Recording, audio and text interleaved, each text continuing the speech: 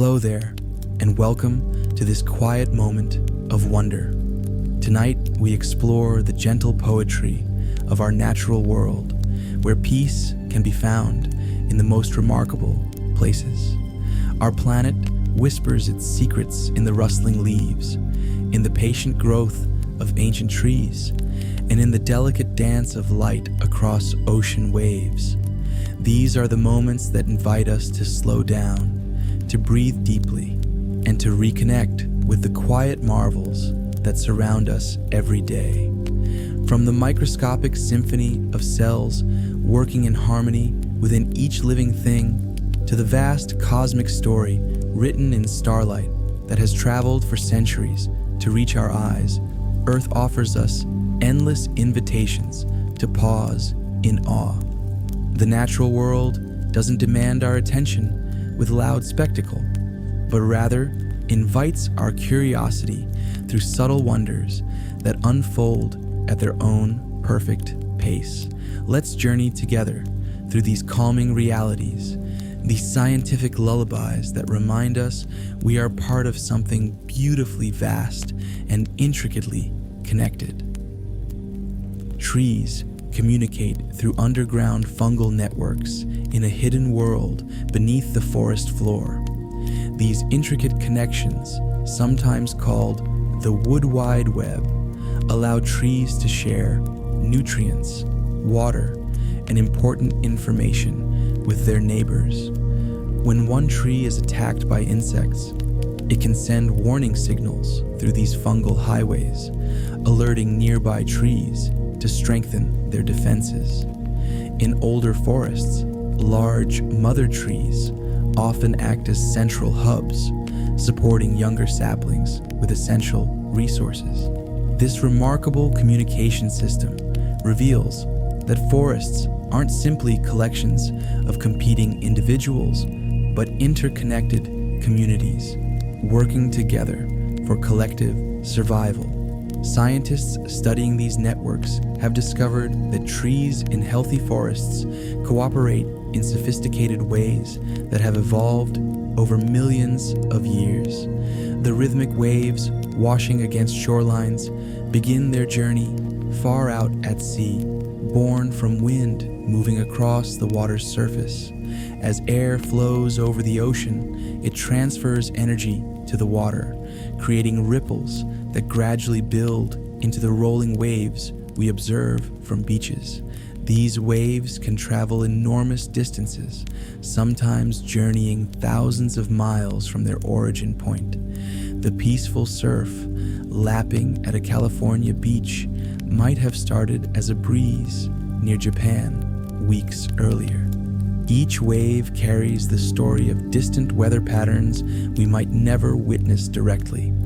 The constant rhythm of waves breaking on shore represents the culmination of wind energy that may have been transferred to the water days or even weeks ago across vast stretches of ocean. The fluffy white clouds floating overhead appear weightless, yet they contain massive amounts of water suspended in the sky. A typical cumulus cloud consists of billions of tiny water droplets, each so small that gravity's pull isn't strong enough to bring them down on their own. Together, these droplets can weigh hundreds or even thousands of tons, comparable to a fleet of large aircraft. Yet they remain aloft through fascinating atmospheric physics. Warm air rises, carrying moisture that condenses into these microscopic droplets as it cools. Each droplet is so light individually that it's easily supported by even gentle air currents. This explains how something weighing as much as a herd of elephants can drift serenely above our heads, transforming with the changing winds and lighting up with golden hues at sunset. Bamboo demonstrates one of nature's most remarkable growth rates, with certain species able to surge upward at astonishing speeds. Some varieties can grow up to 91 centimeters, 3 feet, in a single day under ideal conditions, a rate so rapid you could theoretically sit beside a bamboo shoot and watch it grow in real time. This extraordinary growth is possible because bamboo develops and stores all the cells it needs beforehand. It simply adds water to expand these preformed cells when conditions are right. In China's bamboo forests, the landscape can transform from sparse groves to dense thickets in just a few weeks each spring. This impressive regeneration makes bamboo one of Earth's most sustainable building materials, as harvested forests can completely regrow in just a few years. The plant's quick growth also makes it an excellent carbon sink, absorbing greenhouse gases far more efficiently than most timber forests. The gentle patter of raindrops creates one of nature's most effective soundscapes for promoting relaxation and sleep. This calming effect isn't just imagination. It has scientific roots in how our brains process sound patterns. The consistent yet random rhythm of rainfall creates what scientists call pink noise, a sound frequency that synchronizes with our brain waves during deep, restful sleep. Our ancient ancestors likely associated steady rainfall with times when hunting and outdoor activities paused, creating a natural period for safe rest. Modern research confirms that listening to rain sounds measurably decreases heart rate and reduces anxiety levels in most people. This explains why so many sleep applications feature rainfall recordings, and why many of us sleep more soundly during rainy nights. Rain also effectively masks disruptive environmental noises, creating a consistent sound blanket that helps the mind transition into deeper states of relaxation. Beneath the ocean's surface, whales create some of the most complex and far-reaching vocalizations in the animal kingdom. Humpback whales produce intricate patterns of sounds that follow specific themes and phrases, creating songs that can last up to 30 minutes before repeating. The low-frequency nature of these calls allows them to travel astonishing distances underwater, sometimes reaching other whales hundreds or even thousands of miles away. Sound travels nearly 5 times faster through water than air, creating an efficient communication network across vast ocean basins. Scientists believe these songs serve multiple purposes, from attracting mates to establishing territory and maintaining social bonds within pods. Interestingly, whales within the same region sing similar songs that gradually evolve over seasons, suggesting a form of cultural transmission among these intelligent creatures. Their haunting melodies represent one of nature's most beautiful and mysterious forms of communication. Our planet produces a constant, subtle vibration, inaudible to human ears, but detectable with sensitive instruments. This phenomenon, known as the Earth's hum, consists of low-frequency seismic waves oscillating between 2 and 7 millihertz, far below the range of human hearing. First definitively measured in 1998, this planetary hum appears to be generated primarily by ocean waves interacting with the seafloor, creating tiny but persistent tremors that travel through the Earth's crust. Unlike earthquake waves, which come and go, this hum continues day and night, rising and falling slightly with seasonal ocean patterns.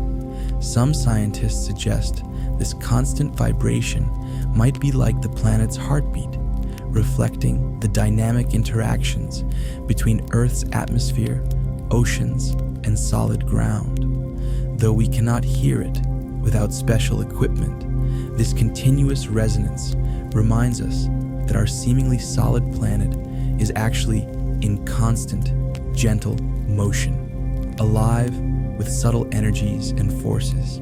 The magnificent underwater structures we know as coral reefs are actually vast colonies of tiny living creatures engaged in one of nature's most impressive construction projects. Each individual coral polyp, typically smaller than a grain of rice, extracts calcium carbonate from seawater to build a protective limestone skeleton around itself. As polyps multiply and generations pass, these skeletons accumulate to form the massive, complex reef structures that can stretch for hundreds of miles. The Great Barrier Reef represents thousands of years of this patient building process. During daylight hours, these polyps host specialized algae that photosynthesize and share nutrients with their coral hosts. At night, the same tiny polyps extend their tentacles to filter feed from the surrounding water. A healthy reef grows at the modest pace of about half an inch to 7 inches per year, depending on the species. This explains why reef destruction is so devastating. Damage that occurs in hours may take decades or centuries to rebuild through the collective effort of billions of tiny organisms. The romantic twinkling of stars that has inspired poets and navigators throughout human history is actually a side effect of Earth's protective atmosphere. As starlight travels through space for years or even centuries, it moves in a steady, unwavering beam. However, once these light rays enter our atmosphere, they pass through layers of air with different temperatures, densities, and movements. These atmospheric variations bend the light slightly as it passes through, causing the intensity and position of the starlight to shift rapidly, what we perceive as twinkling. Astronomers call this phenomenon stellar scintillation, and it's why they often place powerful telescopes on mountaintops or in space, where atmospheric interference is minimized. Astronauts orbiting Earth see stars as steady points of light, without the familiar flickering effect we see from the ground. The twinkling effect is most noticeable for stars near the horizon, where light must travel through more atmosphere to reach our eyes, creating a beautiful reminder of the protective air layer that makes life on Earth possible. The delicate landing of a butterfly on a leaf involves more than just finding a resting spot. It's actually a sophisticated taste test. Butterflies have specialized sensory organs called chemoreceptors located on their feet, which allow them to taste the surfaces they land on. This remarkable adaptation helps female butterflies identify suitable host plants for their offspring. When a butterfly touches down on a leaf, these receptors immediately analyze the chemical composition of the plant, determining whether it contains the right nutrients for caterpillars to thrive. Different butterfly species have evolved sensitivity to specific plant compounds, which explains why monarch butterflies seek out milkweed while swallowtails prefer citrus and dill. This foot-tasting ability is crucial for butterfly survival, as many caterpillar species can only eat specific plant families. Without this precise sensory system, butterflies might lay eggs on plants that couldn't nourish their young. The next time you see a butterfly seemingly dancing from plant to plant, remember, it's actually conducting careful chemical analysis with every touch of its feet. The humble dandelion employs one of nature's most effective seed dispersal mechanisms to ensure its survival. After flowering, the bright yellow bloom transforms into a delicate spherical seed head, sometimes called a dandelion clock. Each tiny seed develops its own feathery parachute-like structure, known as a pappus, which catches the slightest breeze. These lightweight travelers can sail for miles on air currents, explaining why dandelions appear seemingly everywhere each spring. a single plant can produce over 2,000 seeds, each perfectly designed for wind travel. This remarkable adaptation allows dandelions to colonize new areas efficiently, which is why they're often among the first plants to appear in disturbed soil. Children worldwide delight in blowing on these seed heads, unknowingly participating in the plant's reproductive strategy while making wishes upon the floating seeds. The extraordinary longevity of turtles and tortoises makes them among the longest living vertebrates on Earth. Some species regularly live beyond 100 years, with documented cases of Galapagos tortoises reaching over 175 years of age. This remarkable lifespan results from their exceptionally slow metabolic rate. Their bodies simply operate at a more gradual pace than most animals. Turtles grow slowly, mature late, and their cells appear to have enhanced repair mechanisms that reduce the accumulation of damage that typically causes aging. Their protective shells reduce predation risk, allowing natural selection to favor individuals with genes for longer lifespans. A turtle's heart beats just 6 to 10 times per minute compared to the 60 to 100 beats of a human heart, illustrating their slow and steady approach to life. This unhurried existence gives these ancient reptiles a peaceful presence that has fascinated humans across cultures throughout history. The distinctively pleasant, earthy scent that rises from soil after rainfall has enchanted humans for millennia, and even has a scientific name, petrichor.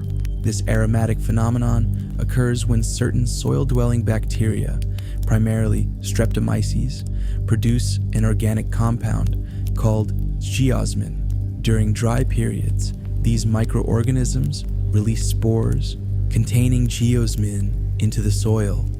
When raindrops land on porous surfaces, they trap air containing these compounds, creating tiny bubbles that rise and burst, releasing the scent molecules into the air.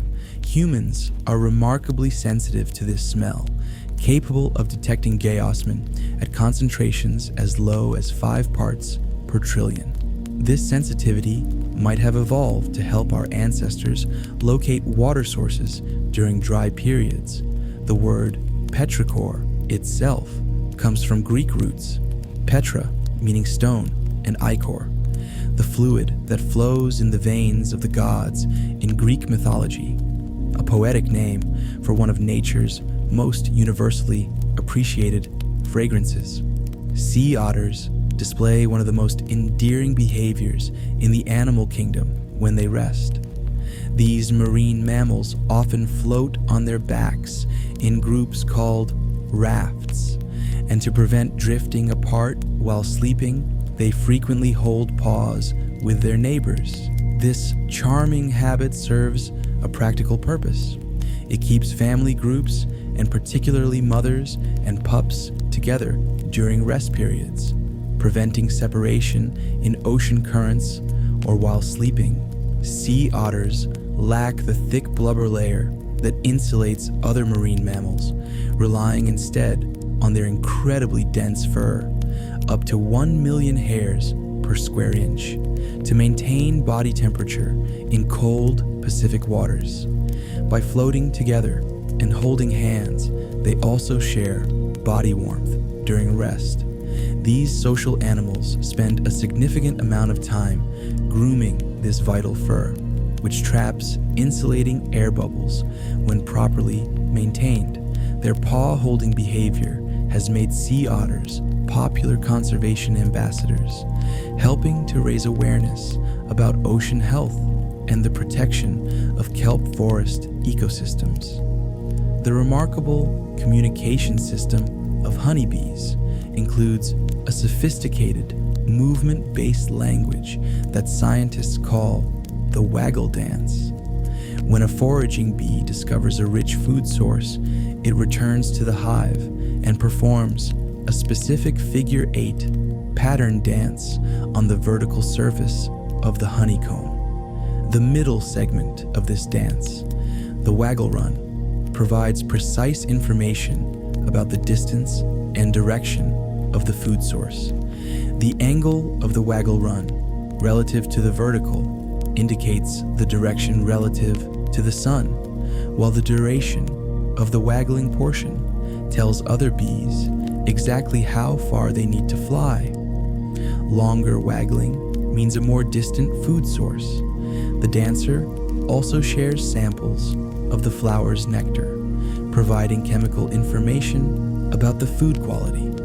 Other worker bees observe this performance, interpreting these signals, and then fly directly to locations that may be up to 7 miles from the hive.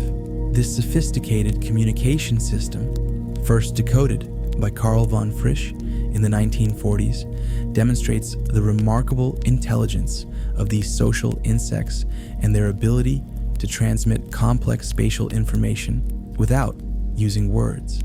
The cheerful yellow faces of sunflowers track the movement of the sun across the sky in a fascinating process called heliotropism. Young sunflower plants display this solar tracking behavior most strongly during their growth phase before flowering.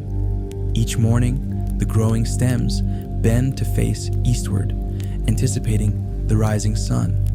Throughout the day, they gradually turn westward, following the sun's arc across the sky. This movement isn't random. It's controlled by an internal circadian clock combined with growth hormones that cause cells on the shaded side of the stem to elongate more quickly than those on the sunny side, creating a gentle bending motion. At night, sunflowers reset, slowly turning back eastward to greet the next day's dawn. Once the flower heads mature and bloom, they typically fix their position facing east. This final orientation helps attract morning pollinators and allows the flower heads to warm up faster, potentially increasing seed production. The sunflower's sun tracking ability showcases one of the many ingenious ways plants actively respond to their environment despite being rooted in place. The melodious chirping that fills summer evenings comes from male crickets rubbing their wings together to create songs that attract potential mates. This musical method, called stridulation, involves scraping a rigid edge on one wing against a row of teeth-like ridges on the other wing, much like running a finger along the teeth of a comb. Remarkably, each cricket species produces a distinctive song pattern, allowing females to identify suitable mates in the darkness. The pace of this chirping serves as a natural thermometer. As air temperature rises, the chemical reactions controlling muscle contractions speed up, creating faster chirps. This relationship is so reliable that you can count the number of chirps in 14 seconds, add 40, and get a reasonable approximation of the temperature in Fahrenheit. In traditional cultures worldwide, cricket songs have been associated with good fortune and peace, while their sudden silence often serves as a natural alarm system, indicating the approach of potential danger. These tiny musicians have serenaded summer nights throughout human history, creating one of nature's most recognizable soundtracks. Some of nature's most magical displays occur at night along certain shorelines, where waves appear to glow with an ethereal blue light. This phenomenon, often called sea sparkle, happens when tiny marine organisms called dinoflagellates are present in high concentrations. These microscopic plankton contain a chemical called luciferin that reacts with oxygen when the organisms are disturbed, producing light through a process similar to a firefly's glow. Each wave's movement triggers millions of these tiny creatures to illuminate simultaneously, creating a mesmerizing light show along the shoreline. The biological purpose of this bioluminescence appears to be defensive. The sudden flash of light may startle potential predators or attract larger predators to eat whatever is disturbing. The dinoflagellates. These natural light shows are most common in warm coastal waters, particularly during summer months and red tide events. Locations like the Maldives, Puerto Rico's bioluminescent bays, and parts of California's coastline are famous for these magical blue waves, drawing visitors from around the world to witness one of nature's most enchanting displays. The exquisite six-sided symmetry of snowflakes represents one of nature's most beautiful examples of molecular architecture. As water vapor freezes high in the atmosphere, water molecules connect in a hexagonal lattice, the most energy-efficient arrangement at freezing temperatures. From this initial hexagonal structure, branches begin to grow outward. As each delicate crystal falls through varying atmospheric conditions of temperature and humidity, it develops in response to these minute environmental changes. Since no two snowflakes follow exactly the same path through the atmosphere, each develops its own unique pattern of ridges, branches, and facets. Despite billions of snowflakes falling in a single storm, the mathematical possibilities for arrangement are so vast that finding truly identical snowflakes is virtually impossible. Under a microscope, their intricate geometric patterns reveal stunning complexity, each a unique record of its journey from cloud to earth. The study of these ice crystals began in the 1880s when Wilson Bentley, a Vermont farmer, became the first person to photograph individual snowflakes, revealing their extraordinary diversity to the world. The Amazon rainforest functions as a self-sustaining weather system so powerful that scientists call it a flying river. Trees in this vast ecosystem release enormous amounts of moisture through transpiration, a process where water vapor escapes through tiny pores in leaves. A single large tree can release over 1,000 liters of water into the atmosphere each day. Collectively, the Amazon's billions of trees pump more than 20 billion tons of water into the air daily. This massive moisture rises into the atmosphere, where it condenses into clouds that eventually release rain back onto the forest. Wind currents carry these clouds westward, where they meet the Andes Mountains, causing further precipitation. This recycling system is so efficient that some areas of the Amazon receive up to 75% of their rainfall from the forest's own transpiration. This remarkable self-watering capacity explains how such a lush ecosystem can thrive far from coastal areas. The critical importance of this cycle raises concerns about deforestation, as reducing tree cover could potentially disrupt rainfall patterns across South America, affecting agriculture and water availability for millions of people. In the harsh Antarctic environment, penguin parents display remarkable dedication to their offspring before they even hatch.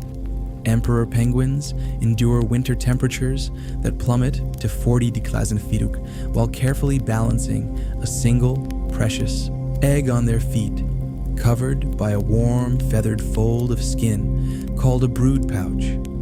The male typically takes the first long shift, fasting for up to 2 months, while the female journeys to the ocean to feed.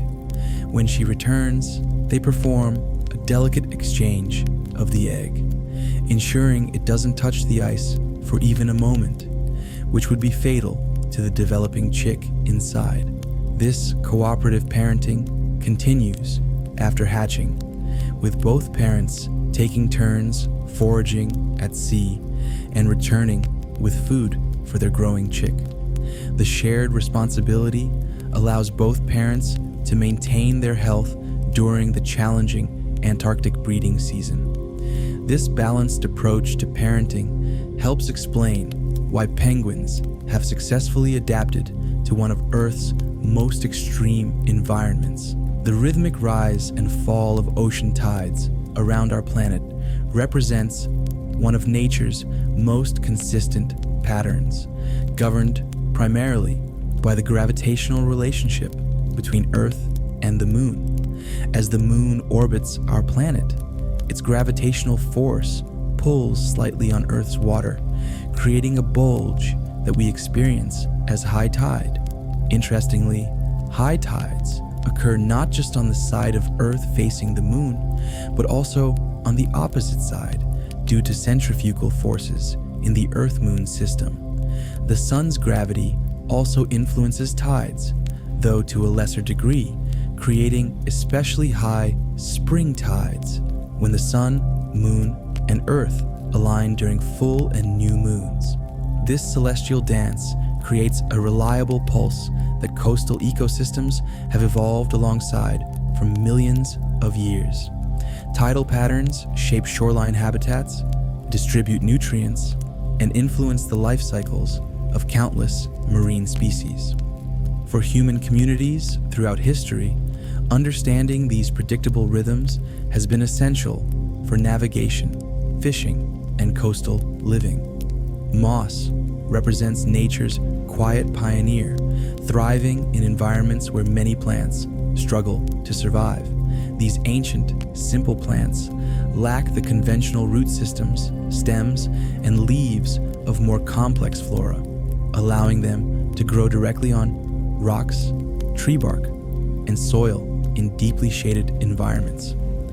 Moss reproduces through spores rather than seeds and can absorb water and nutrients directly through its specialized cells, making it extraordinarily resilient. Some moss colonies grow so slowly that they might expand just a fraction of an inch annually, yet can persist in the same location for decades or even centuries when undisturbed. In forests, moss serves as natural moisture regulators, soaking up rainfall like sponges and slowly releasing it back into the environment. These unassuming plants play vital ecological roles by preventing erosion, providing nesting material for birds, and creating microhabitats for tiny forest creatures.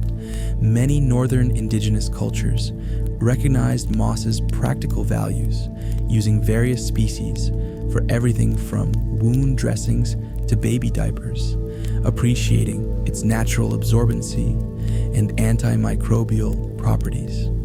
The enchanting glow of fireflies illuminating summer evenings represents one of nature's most sophisticated light-based communication systems. These beetles produce light through a chemical reaction in specialized organs on their abdomens, combining the enzyme luciferase with a compound called luciferin in the presence of oxygen and ATP. This biochemical process is remarkably efficient, converting nearly 100% of energy into light with minimal heat waste, far more efficient than a standard light bulb. Each of the approximately 2,000 firefly species worldwide has evolved a unique flash pattern, allowing males and females of the same species to recognize potential mates. Males typically flash while flying, while females respond from vegetation below. The pattern, duration, and interval between flashes serve as a specific password for their species. Some female fireflies have evolved to mimic the flash patterns of other species to lure males in, not as potential mates, but as prey. This bioluminescent courtship ritual creates one of summer's most magical displays, though light pollution in developed areas increasingly threatens these delicate visual conversations. The shimmering curtains of color that dance across high-latitude night skies, known as the aurora borealis in the north and aurora australis in the south, result from an extraordinary interaction between our sun and Earth's protective magnetic field. The display begins with solar flares or coronal mass ejections that send energetic particles streaming toward our planet at speeds up to 1,000,000 miles per hour. When these charged particles reach Earth, our magnetic field channels them toward the poles, where they collide with atmospheric gases at altitudes between 60 and 250 miles above the surface. Different gases produce different colors when excited by these collisions. Oxygen typically creates green and red hues, while nitrogen produces blues and purples. The strength and location of these displays depend on solar activity cycles, which peak approximately every 11 years. Indigenous cultures worldwide developed rich mythologies around these celestial light shows, with some northern peoples believing them to be spirits of ancestors or pathways to the afterlife. Modern space weather forecasting now allows scientists to predict particularly strong auroral displays, drawing travelers to locations near the Arctic and Antarctic circles to witness one of nature's most spectacular phenomena. Jellyfish have survived through an almost incomprehensible span of Earth's history, first appearing in the planet's oceans over 500 million years ago, a time long before dinosaurs roamed the land and even before many plants colonized Earth's surface. These remarkable creatures have persisted through 5 mass extinction events that wiped out countless other species, including the catastrophe that ended the dinosaurs' reign. This extraordinary evolutionary success stems from their relatively simple, yet highly effective biological design, a bell-shaped body of mostly water with stinging tentacles and no centralized brain, heart, or bones to damage. Some jellyfish species can revert from their adult form back to an earlier developmental stage when stressed, essentially reversing their life cycle, a bit like a butterfly turning back into a caterpillar. Their ancient lineage makes them older than sharks, insects, and even many types of trees. Despite this long history, jellyfish remain supremely adapted to their oceanic environment. As climate change warms and acidifies our oceans, many jellyfish populations appear to be expanding into new territories, demonstrating once again the remarkable adaptability that has allowed these gelatinous creatures to outlast countless other life forms through the vast expanse of geological time. The soothing rumble of a contented cat's purr serves as more than just an expression of feline happiness. It actually offers physical benefits to both the cat and nearby humans. Cats purr by rapidly contracting and relaxing the muscles in their larynx and diaphragm at a frequency between 25 and 150 hertz, creating the familiar vibrating sound. Remarkably, these specific frequency ranges have been shown to promote tissue regeneration and bone growth, possibly explaining why cats recover from injuries faster than many other animals. Cats often purr, not only when content, but also when injured or stressed, suggesting the behavior might be a self-healing mechanism. For humans, the rhythmic sound of purring reduces blood pressure, decreases stress hormone levels, and triggers the release of endorphins, the body's natural painkillers. Studies show that cat owners generally have lower cholesterol and reduced risk of heart attacks compared to non-cat owners, with the calming effects of purring potentially contributing to these health benefits. The therapeutic value of this gentle vibration explains why spending time with a purring cat often feels so deeply relaxing and comforting. Dolphins have evolved one of the most fascinating sleep adaptations in the animal kingdom, developing a form of rest that keeps them simultaneously conscious and unconscious. Unlike humans, who become fully unconscious during sleep. Dolphins rest only half their brain at a time in what scientists call unihemispheric sleep. While one hemisphere enters slow-wave sleep, the opposite eye remains open and the corresponding brain hemisphere stays alert, monitoring the environment for predators, maintaining position within their pod, and critically remembering to surface for air. After approximately 2 hours, the dolphin switches sides, allowing the previously alert half to rest while the refreshed half takes over monitoring duties.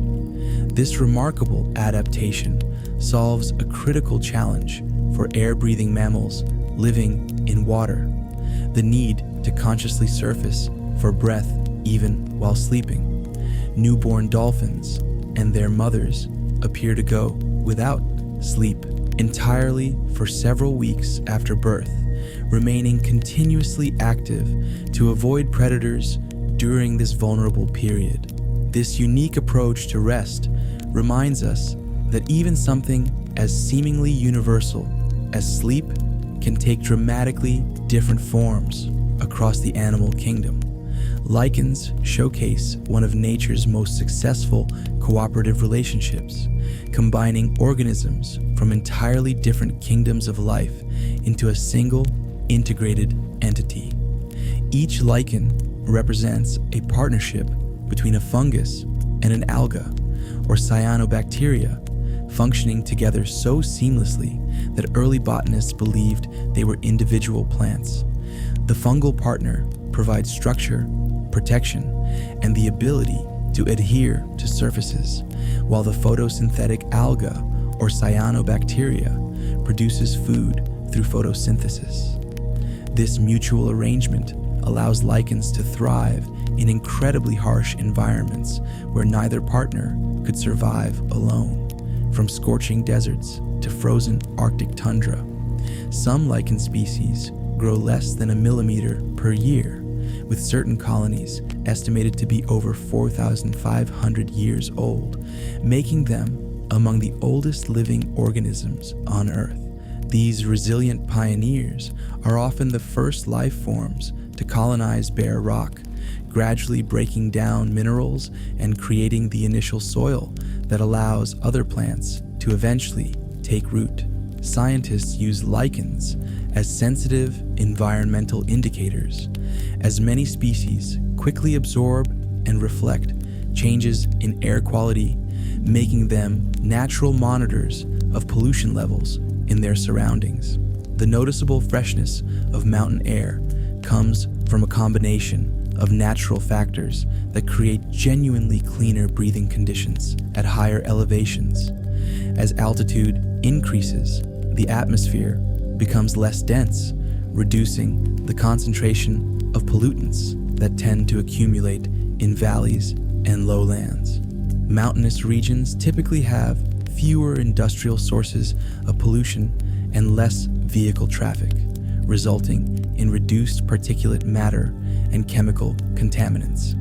Additionally, many airborne allergens like pollen and mold spores decrease with elevation as vegetation patterns change and many flowering plants become less abundant.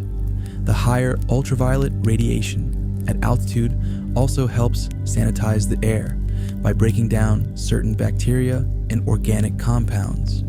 Mountain air contains higher concentrations of negative ions, tiny electrically charged particles that can attach to pollutants, effectively clearing them from the atmosphere. This explains why many people with respiratory conditions and allergies experience significant relief during mountain visits.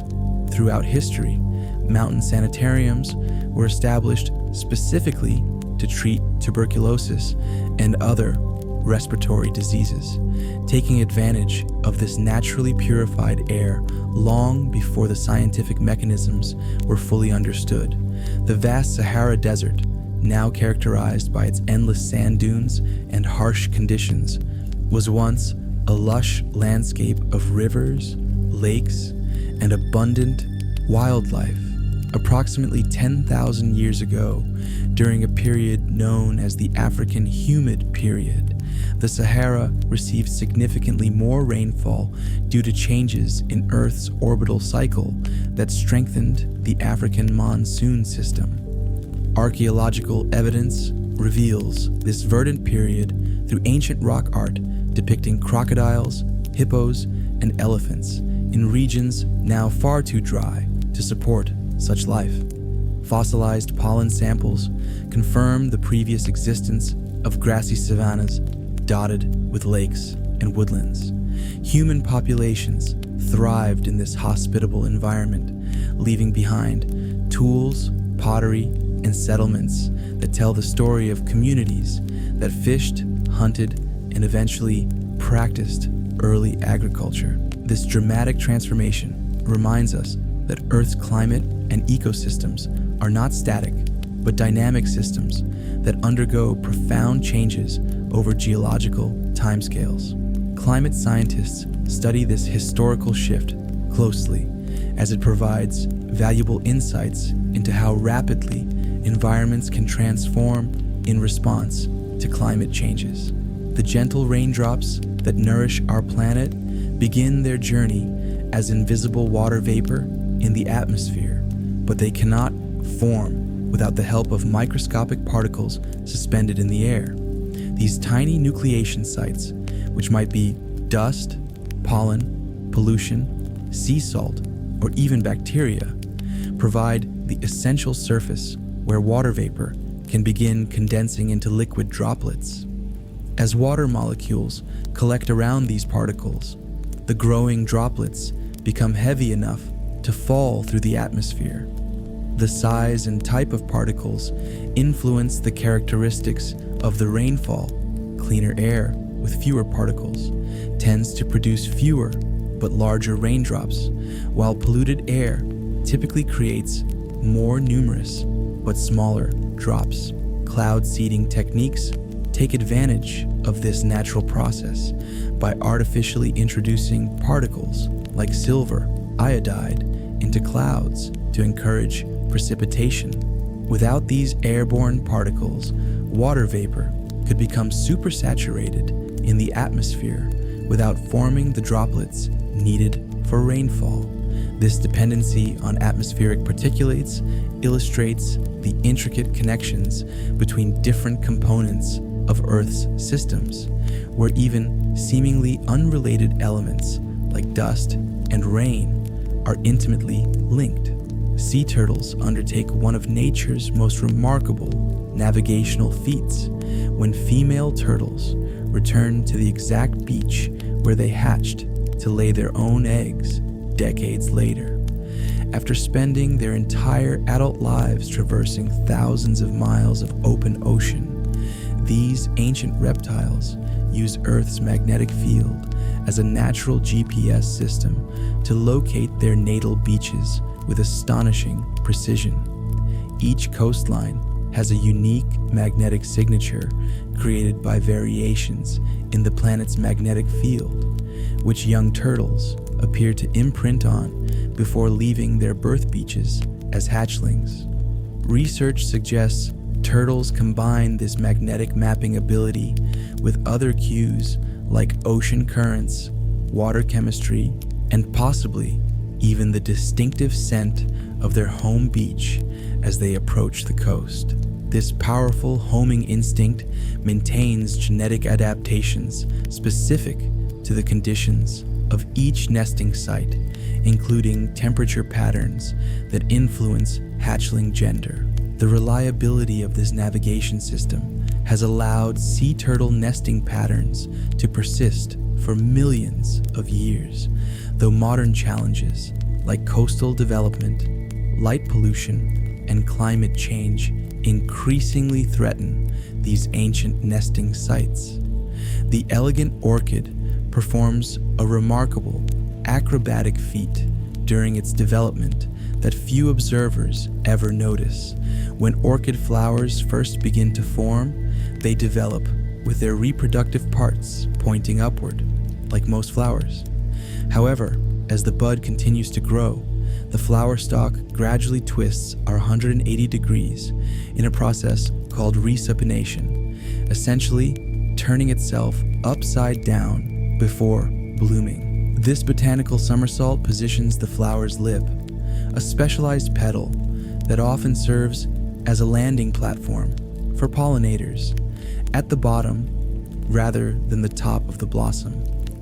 The twist ensures that the orchid's pollen-bearing structures properly align with the bodies of specific insect pollinators, maximizing successful reproduction.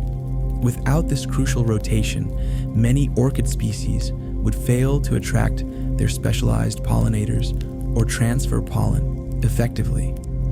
Different orchid species have evolved variations on this twisting pattern to match the approach and body structure of their particular pollinators, from bees to moths to hummingbirds. This sophisticated adaptation helps explain how orchids have diversified into over 28,000 species, more than twice the number of bird species on Earth, making them one of the planet's most successful plant families.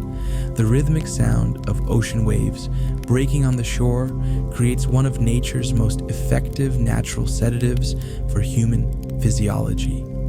As we listen to the predictable pattern of waves, crashing followed by gentle retreat, our brain activity begins to synchronize with this regular rhythm, shifting toward a more relaxed state.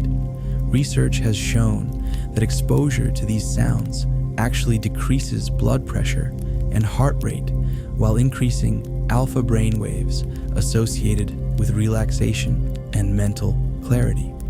The sound frequency of ocean waves falls into the pink noise spectrum, which has been demonstrated to improve sleep quality and memory consolidation during rest. Additionally, the negative ions present in ocean air can boost serotonin levels, enhancing mood and reducing stress hormones like cortisol. These combined effects explain why coastal vacations feel so rejuvenating and why recordings of ocean sounds are commonly used in relaxation techniques and sleep applications. Our physiological response to ocean rhythms may reflect our evolutionary origins near water and the deep connection humans have maintained with the marine environments throughout our history. The twinkling stars that fill our night sky offer more than just beauty. They provide windows into the distant past. Light travels at a constant speed of approximately 186,000 miles per second, which means the starlight entering our eyes tonight has been traveling through the vast emptiness of space for years, centuries, or even millennia before reaching Earth. The light from our sun, just 93 million miles away, takes about 8 minutes to reach us, while light from the next nearest star, Proxima Centauri, travels for 4.3 years before we can see it. The bright star, Sirius, easily visible in winter skies, appears to us as it existed 8.6 years ago. Gazing at the Andromeda Galaxy with the naked eye on a dark night means witnessing light that began its journey toward Earth approximately 2.5 million years ago, when our early human ancestors were just beginning to use stone tools. This cosmic time delay means that some stars we observe today may have already exploded or died, with the news of their demise still en route to our planet. Amateur astronomers often describe telescopes as time machines for this very reason. The deeper we look into space, the further back in time we see. Beneath their iconic white fur, polar bears have black skin that helps them efficiently absorb and retain heat in their frigid Arctic habitat. This dark pigmentation captures available warmth from the sun, while the transparent hollow hair shafts that appear white actually function as fiber optic tubes, channeling UV radiation directly to the heat-absorbing skin below. The white appearance of their fur results not from white pigment, but from light scattering through these hollow, translucent hair strands, similar to how snow appears white despite being made of clear ice crystals. This specialized fur is so effective at trapping heat that polar bears often risk overheating during physical exertion and may roll in snow to cool down after running. Their dark skin provides another advantage during the spring hunting season, when bears sometimes remain motionless for hours beside a seal's breathing hole. If any fur parts to reveal the black skin beneath, it visually blends with the dark water surface, making the patient predator less visible to surfacing seals. This combination of insulating fur and heat-absorbing skin represents just one of the many specialized adaptations that allow these magnificent Arctic predators to thrive in one of Earth's most challenging environments. Forests function as complex atmospheric engines, significantly influencing the weather patterns above and around them. The trillions of leaves in a healthy forest release enormous amounts of water vapor through a process called transpiration, essentially acting as natural humidifiers for the surrounding air. A single large tree can release up to 100 gallons of water into the atmosphere daily, while an acre of forest might transpire many thousands of gallons. As this moisture rises, it cools and condenses into clouds that may release precipitation back onto the forest below, creating a self-sustaining water cycle. Additionally, forests release aerosols, tiny particles and compounds that serve as condensation nuclei around which raindrops can form, further enhancing cloud formation. Research in the Amazon has shown that air passing over large intact forests produces at least twice as much rain as air passing over deforested areas. This explains why large-scale deforestation often leads to regional drying and altered precipitation patterns. Forests also moderate local temperatures by providing shade, reducing wind speed, and creating pockets of higher humidity, demonstrating how these ecosystems don't merely respond to weather patterns, but actively help create them. The spectacular fan display of a male peacock represents one of nature's most extravagant examples of sexual selection, where females choose mates based on the quality of their ornamental features.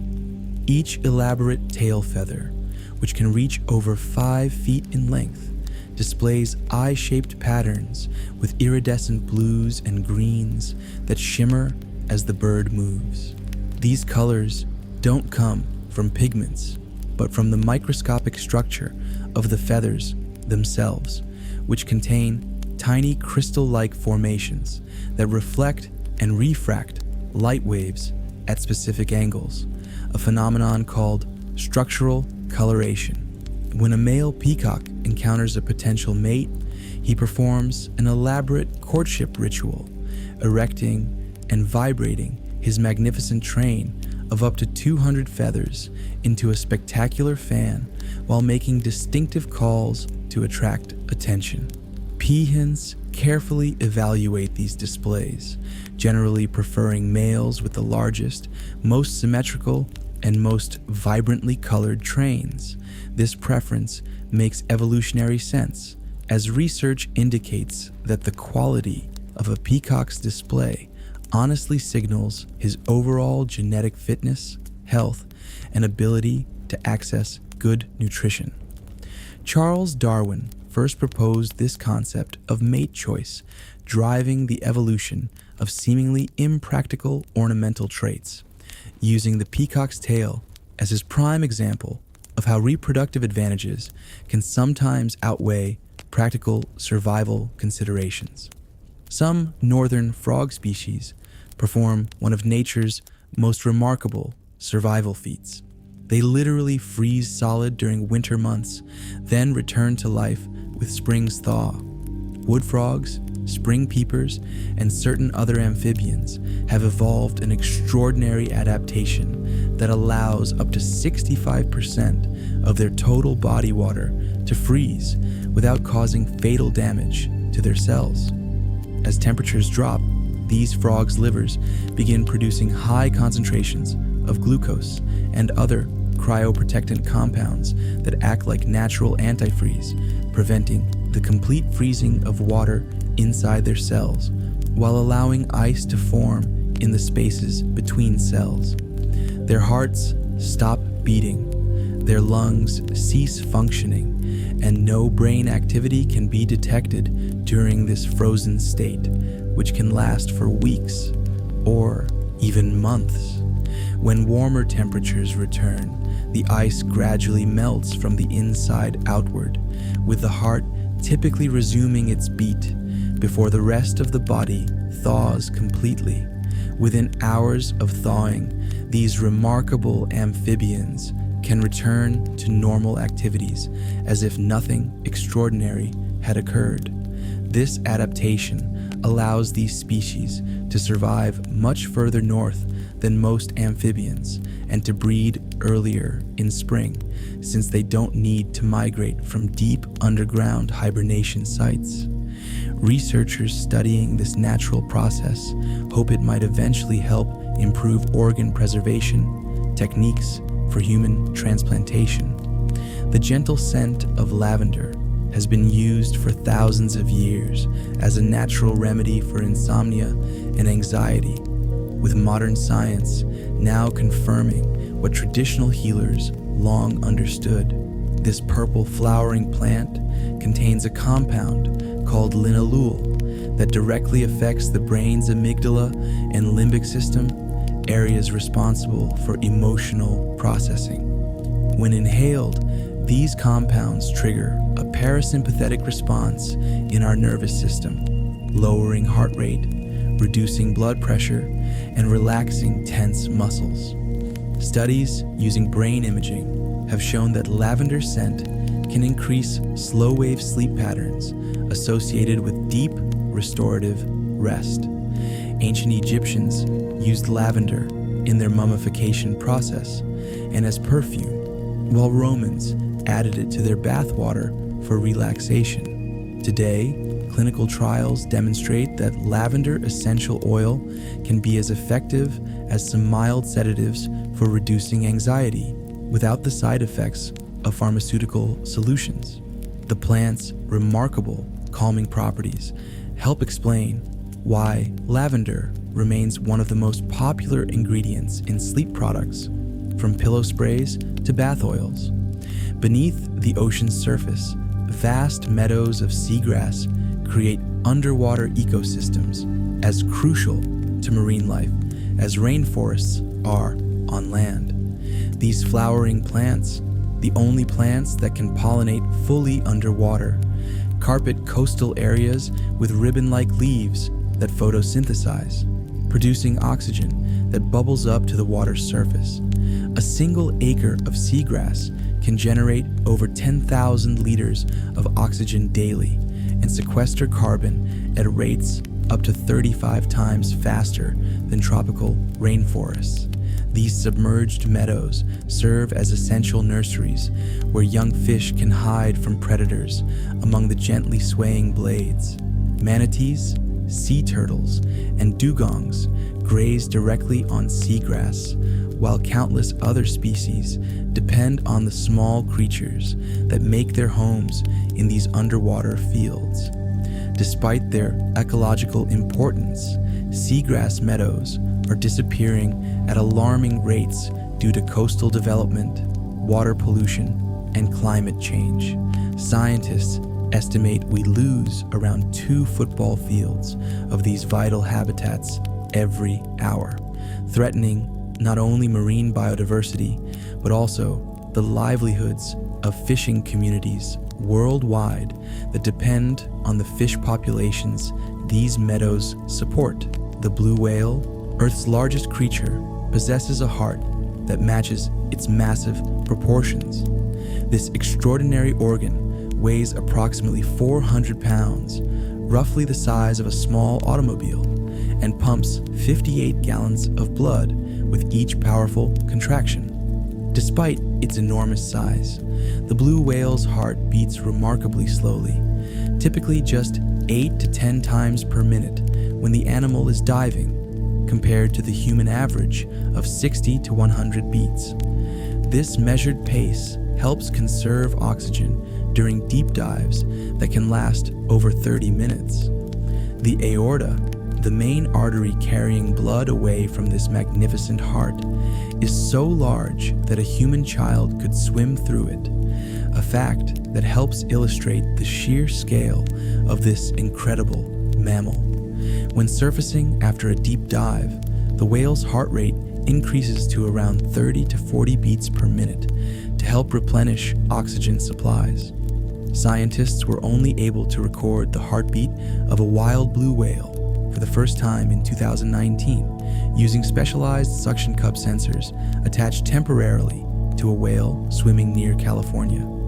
This remarkable cardiovascular system supports an animal that can grow to lengths of over 100 feet, weighing up to 200 tons, a testament to the extraordinary diversity of adaptations in the natural world. The light, flexible feathers that enable birds to soar through the skies evolved from the same genetic foundations as reptilian scales, showcasing one of evolution's most spectacular transformations.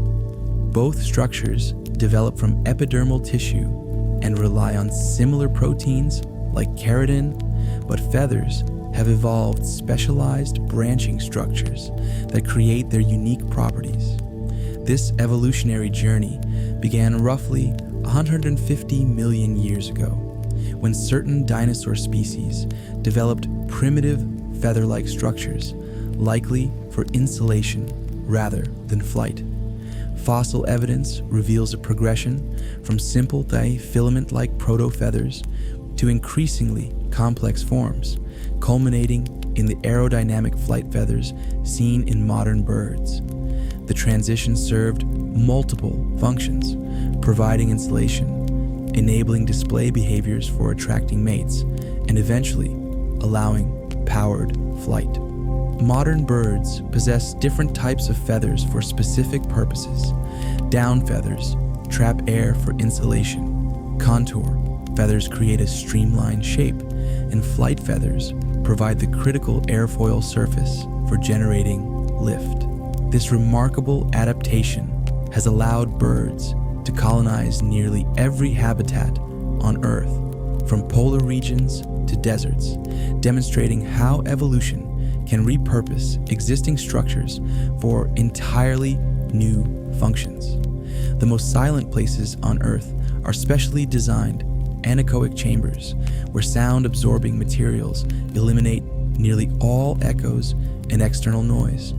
These extraordinary rooms, lined with wedge-shaped acoustic foam that traps sound waves rather than reflecting them, can reduce ambient noise to negative decibels, below the threshold of human hearing. In these spaces, visitors can hear their own physiological sounds normally masked by environmental noise, the beating of their heart, the rush of blood through vessels, and even the faint, high-pitched sound of their nervous system in operation. However, extended time in these chambers often produces profound discomfort for most people.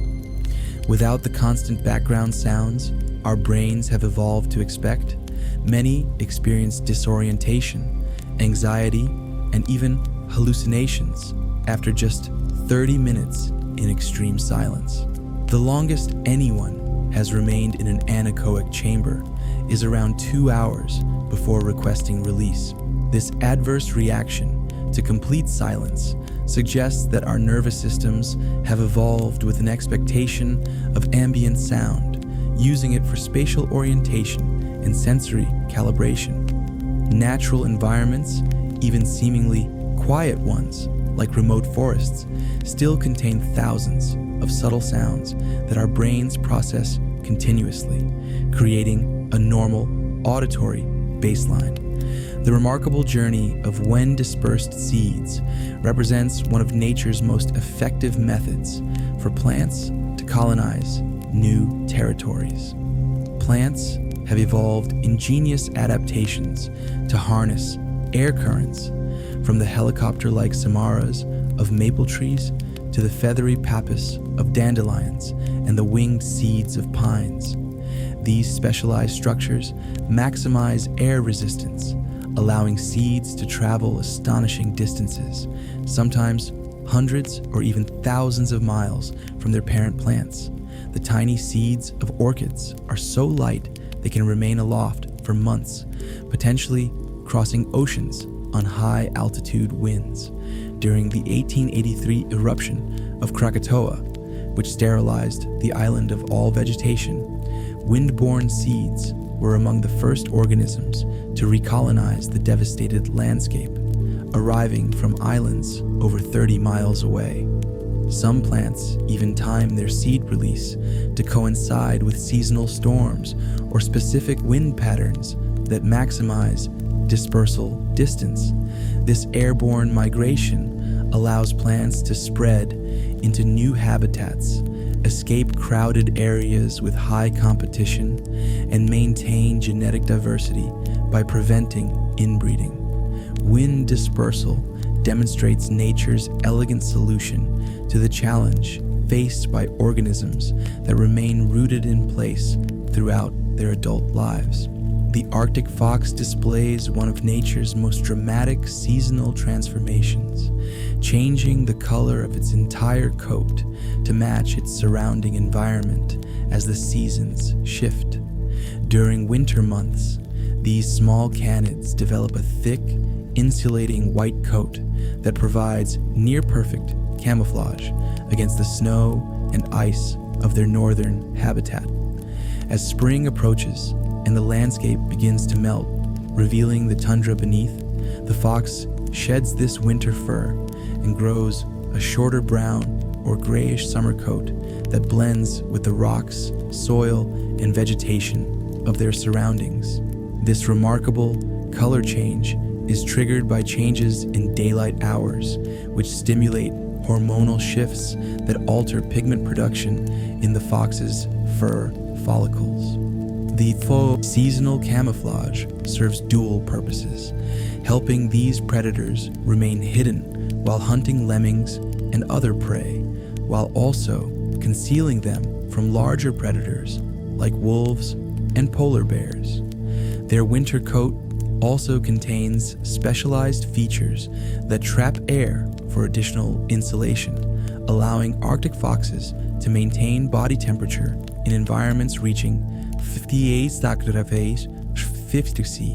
This adaptive coloration represents just one of many specialized traits that allow these resilient animals to thrive in one of Earth's most challenging environments. Hummingbirds possess one of the animal kingdom's most impressive memory systems relative to their tiny size, allowing them to create detailed mental maps of every flower they visit. These remarkable birds can remember not only the location of each nectar source, but also precisely when it will replenish after being emptied. With brains that constitute 4.2% of their body weight, the largest brain-to-body ratio of any bird, hummingbirds optimize their intensive feeding strategy by avoiding flowers they've recently visited, returning only when sufficient time has passed for nectar to regenerate. Research has shown that rufous hummingbirds can remember thousands of flower locations and track their replenishment schedules, sometimes returning to specific blooms at precisely the same time each day. This extraordinary spatial memory helps these high metabolism birds minimize energy expenditure while maximizing caloric intake, a critical adaptation for for creatures that consume more than their body weight in nectar daily and must visit hundreds of flowers to meet their energy needs. Their remarkable memory capabilities may have co-evolved with flowering plants, many of which produce just the right amount of nectar to ensure pollination without depleting the plant's resources. The rhythmic sound of a heartbeat provides profound comfort to infants, connecting them to their earliest sensory experiences before birth. During pregnancy, a developing fetus hears its mother's heartbeat as one of the loudest and most consistent sounds in the womb environment, accompanying them continuously for months before birth. This explains why recordings of heartbeats or gentle rhythmic padding that mimics this sound can quickly soothe a crying infant. Research demonstrates that newborns show measurable physiological responses to heartbeat sounds, including more stable heart rates, improved oxygen saturation levels, better sleep quality, and reduced crying. The effectiveness of this sound has been documented in neonatal intensive care units, where premature infants exposed to recordings of maternal heartbeats show improved weight gain and development. This powerful association forms during a critical period of neurological development and may establish fundamental patterns of comfort and security. Many traditional baby soothing techniques across cultures intuitively incorporate this knowledge, such as holding infants against the chest or gentle rhythmic padding at approximately the pace of a resting adult heartbeat, about 70 beats per minute. Spiders demonstrate remarkable efficiency in their approach to web building, with many orb weaver species completely reconstructing their intricate snares on a daily basis. Rather than simply abandoning old webs, these resourceful arachnids systematically deconstruct them each morning, consuming the silk proteins to recycle the valuable materials directly back into their bodies. This recycling process allows them to recover up to 90% of the energy invested in the original web construction. The spider typically leaves only the supporting frame intact, rebuilding the capture spiral fresh each day. A process that can take as little as 30 minutes for experienced web builders. This daily reconstruction serves multiple purposes beyond material conservation. New webs maintain optimal stickiness for capturing prey, as older silk loses its adhesive properties after exposure to dust, pollen, and moisture. Regular rebuilding also allows spiders to repair any damage from weather or struggling prey, and to reposition their traps based on changing conditions or previous hunting success. This sustainable approach to resource management demonstrates how evolution favors efficiency in nature, particularly for small creatures like spiders that must carefully balance their energy expenditure with food acquisition. The vast oceans cover nearly 3/4 of our planet's surface, yet humans have explored less of their depths than the surface of the moon. The average ocean depth exceeds 12,000 feet, creating an enormous three-dimensional habitat that remains largely mysterious to us. Modern exploration technologies like remotely operated vehicles, autonomous underwater drones, and specialized deep-sea submersibles have allowed scientists to investigate previously inaccessible regions. But these expeditions remain expensive and challenging. Each deep-sea mission continues to discover species new to science, with some estimates suggesting that 91% of marine species still await formal description. The deepest part of the ocean, the Challenger Deep in the Mariana Trench, plunges nearly 7 miles below the surface, a depth where the pressure exceed 16,000 pounds per square inch, enough to crush a conventional submarine like an aluminum can. These unexplored realms hold potential insights into everything from novel medicines derived from marine organisms to understanding life's ability to adapt to extreme conditions. Our limited knowledge of the ocean depths represents one of exploration's greatest remaining frontiers on our own planet. Rivers shape landscapes through a patient process that demonstrates the remarkable power of persistent, gentle forces over immense spans of time. As water flows continuously over rock and soil, it gradually carries away tiny particles in a process called erosion, while simultaneously depositing sediments elsewhere. Over thousands or millions of years, these seemingly small actions carve impressive canyons, create fertile floodplains, and establish the meandering paths that define major watersheds. The Grand Canyon stands as perhaps the most dramatic example of this process, where the Colorado River has cut through a mile of solid rock over approximately 6 million years. Different types of underlying rock create varying erosion patterns. Softer materials wash away more quickly, while harder substances create features like waterfalls, where the river level suddenly drops.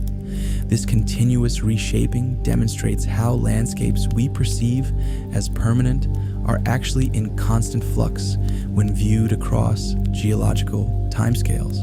Rivers remind us that nature often works not through sudden dramatic changes, but through the accumulated effect of gentle, persistent actions repeated over vast periods of time. The remarkable neck flexibility of owls compensates for their fixed eye position, allowing these nocturnal hunters to achieve an extraordinary field of vision without moving their bodies.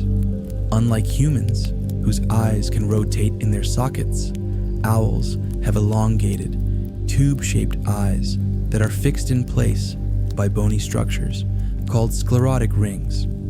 To compensate for this limitation, owls have evolved extremely flexible necks containing 14 vertebrae, nearly twice the number in the human neck, which allow them to rotate their heads up to 270 degrees in either direction. This adaptation enables them to look directly behind themselves without moving their bodies, maintaining perfect silence while scanning for prey.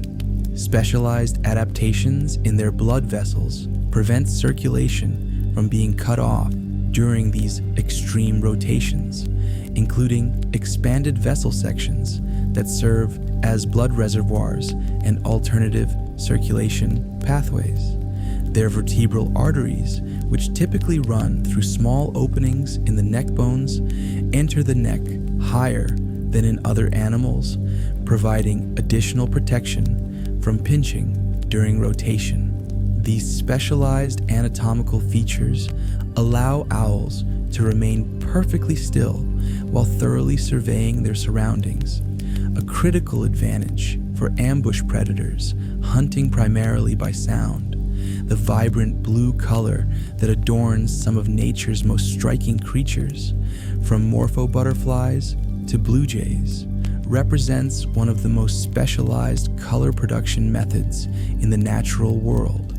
Unlike most colors in living organisms, which result from pigments that absorb certain light wavelengths and reflect others, vivid blues typically result from a physical phenomenon called structural coloration. Rather than using blue pigment, which rarely occurs naturally, these organisms have evolved microscopic structures on their feathers, scales, or skin that manipulate light waves.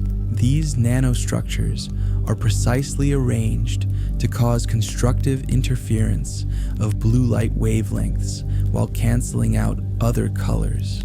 When light strikes a morpho, butterfly's wing, for instance, it bounces off multiple layers of transparent chitin structures spaced just right to amplify blue reflections while diminishing other colors. This explains why such blues often appear to shift or disappear when viewed from different angles. The color exists not as a fixed property, but as an interaction between light and structure. The rarity of true blue pigments in nature has led to this convergent evolution of structural blue across unrelated species, from birds to butterflies to berries, demonstrating nature's ability to achieve similar visual effects through precision engineering at the nanoscale. Each breath we take connects us directly to plants through one of nature's most essential exchanges of elements. In a process called photosynthesis, plants absorb carbon dioxide through tiny pores in their leaves and, using energy from sunlight, convert it into glucose for growth while releasing oxygen as a byproduct. This oxygen enters our atmosphere, where we inhale it, using it in our cells to release energy from food before exhaling carbon dioxide, which then becomes available to plants. A single mature tree can produce enough oxygen to support 2 to 4 people, while large forests function as planetary lungs, collectively releasing billions of tons of oxygen annually. This cyclical relationship extends beyond gas exchange. Plants also filter air pollutants through their leaves, removing particulate matter and transforming certain harmful compounds into harmless substances. Ancient photosynthetic bacteria first began releasing oxygen into Earth's atmosphere around 2.7 billion years ago, gradually transforming our planet from a reducing environment to the oxygen-rich atmosphere that enabled the evolution of complex animal life. Each breath reminds us of our direct dependence on plants and the fundamental interconnectedness of all living things in Earth's biosphere. The Earth rotates on its axis at roughly 1,000 miles per hour at the equator, yet we remain blissfully unaware of this constant motion in our daily lives. This remarkable speed decreases gradually toward the poles, where rotation slows to zero at the exact polar points. Despite this rapid spin, we perceive no movement because everything around us, including the atmosphere, moves together at the same velocity, much like passengers in a smoothly moving vehicle feel stationary, without visual reference points outside our rotating frame. The motion becomes imperceptible to our senses. The Earth's rotation creates several effects we do notice, however, including the daily cycle of sunrise and sunset as different parts of the planet face the sun. This spin also creates the Coriolis effect, which influences weather patterns by deflecting air currents to the right in the northern hemisphere and left in the southern hemisphere. The slightly greater rotational speed at the equator compared to the poles creates a bulge around Earth's middle, making our planet not perfectly spherical, but slightly wider at the equator than from pole to pole. Our planet's steady rotation has continued uninterrupted for billions of years, gradually slowing by about 1.7 milliseconds per century due to the moon's gravitational effects. Kangaroos have evolved a specialized musculoskeletal structure that makes backward movement not only inefficient, but essentially impossible for them. Their distinctive hopping locomotion, which can reach speeds of up to 40 miles per hour, relies on powerful tendons in their hind legs that store and release energy like springs with each jump. This energy-efficient movement system works only in a forward direction, as their large feet and heavy tail are perfectly balanced for forward momentum. When a kangaroo needs to retreat, it must turn its entire body around rather than simply move backward. This forward-only design extends to their unique form of locomotion when moving slowly. They use their muscular tail as a fifth limb, forming a tripod with their front paws while swinging their large hind legs forward. Their backward-facing pouch, which protects joeys from dirt and debris during forward hopping, would potentially fill with soil if the mother moved in reverse. This anatomical commitment to forward motion serves as a metaphor that has appeared in Aboriginal Australian stories and modern culture alike. The kangaroo on Australia's coat of arms symbolically represents a nation that moves only forward, never backward.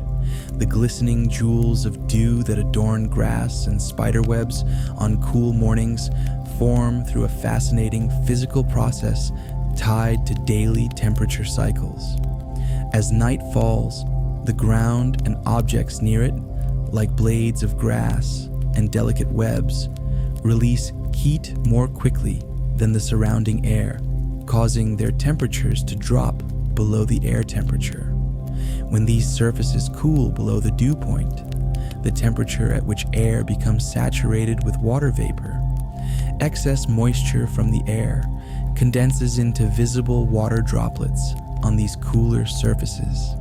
The perfectly spherical shape of dewdrops results from water's strong surface tension, which pulls molecules together into the shape with the smallest possible surface area, a sphere. These morning droplets serve important ecological functions, providing crucial hydration for small insects and supplemental moisture for plants, particularly in arid regions. In some coastal and desert ecosystems, dew can contribute up to 40% of a plant's water intake during dry seasons. Throughout human history, these ephemeral water beads have inspired poets and artists while also providing practical timekeeping for farmers, as heavy morning dew often indicates fair weather will follow, while its absence may signal approaching rain. The unique whistles that dolphins use to identify each other function essentially as names, making them one of the few animal species to use specific vocalizations as personal identifiers.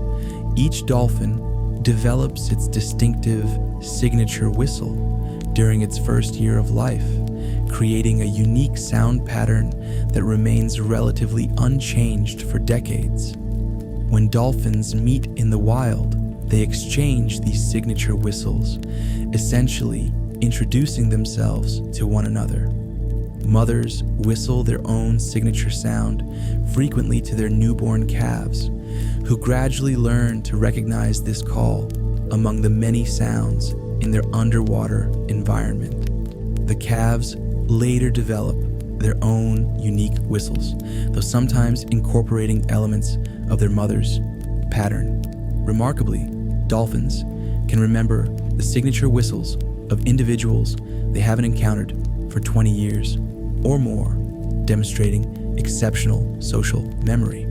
When dolphins want to address a specific individual within their pod, they often produce a close copy of that dolphin's signature whistle, essentially calling them by name. This sophisticated communication system helps maintain social bonds within dolphin communities that can separate and rejoin frequently in their dynamic fission-fusion societies.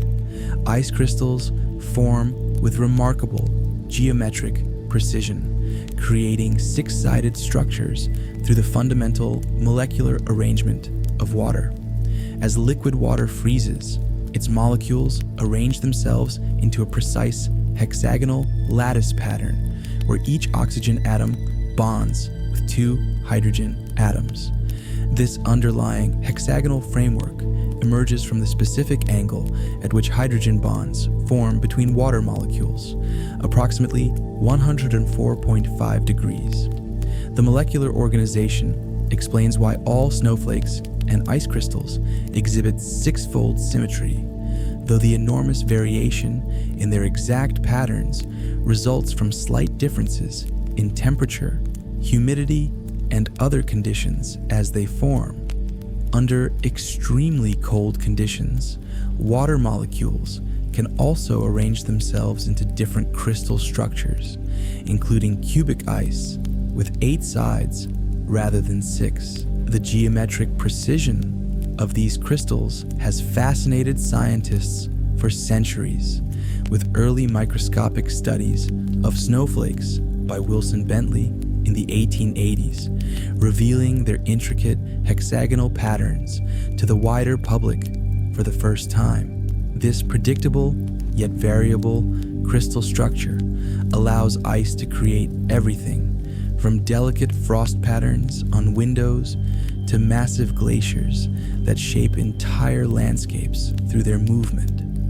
Prairie dogs maintain complex social communities where greeting rituals play a vital role in maintaining bonds between family members. When prairie dogs meet, they touch their front teeth together in what appears to be a kiss, but this behavior actually serves as a method of recognition, helping them identify members of their own colony through scent and taste. These small social rodents live in elaborate underground towns that can span hundreds of acres and house thousands of individuals, making individual recognition crucial for social harmony. Their kissing behavior allows them to confirm family relationships and distinguish colony members from potential intruders.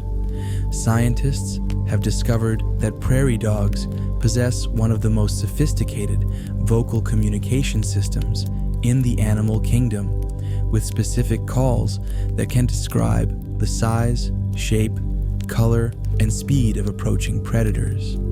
These complex societies feature multiple family groups that maintain separate territories within the larger colony, creating a neighborhood-like structure where greetings help establish and maintain boundaries. Their intricate social behaviors remind us that even seemingly simple animals often have rich communication systems that we're still working to fully understand. Desert ecosystems harbor one of nature's most patient survival strategies, with millions of seeds lying dormant in the soil for years or even decades, waiting for the perfect conditions to emerge. These seed banks contain a remarkable diversity of plant species, with each adapted to germinate under slightly different moisture conditions, creating successive waves of blooming as conditions change. Some desert plants, like the famous Death Valley evening primrose, can remain viable in the soil for over 100 years before germinating after the right combination of rainfall and temperature triggers their awakening. When substantial rain finally arrives, these parched landscapes transform dramatically, sometimes within just 24 to 48 hours, as dormant seeds simultaneously spring to life in an explosion of color and growth. This phenomenon, known as a superbloom, attracts photographers and nature enthusiasts from around the world to witness typically barren deserts carpeted in wildflowers. The brief flourishing period allows these plants to quickly complete their life cycle, growing, flowering, and producing a new generation of seeds before the harsh, dry conditions return. This remarkable adaptation demonstrates how life has evolved strategies to thrive even in Earth's most challenging environments by synchronizing growth with rare, favorable conditions. The Great Barrier Reef stretches for over 1,400 miles along Australia's northeastern coast, creating a living structure so vast it can be observed from space, composed of nearly 3,000 individual reef systems and hundreds of tropical islands.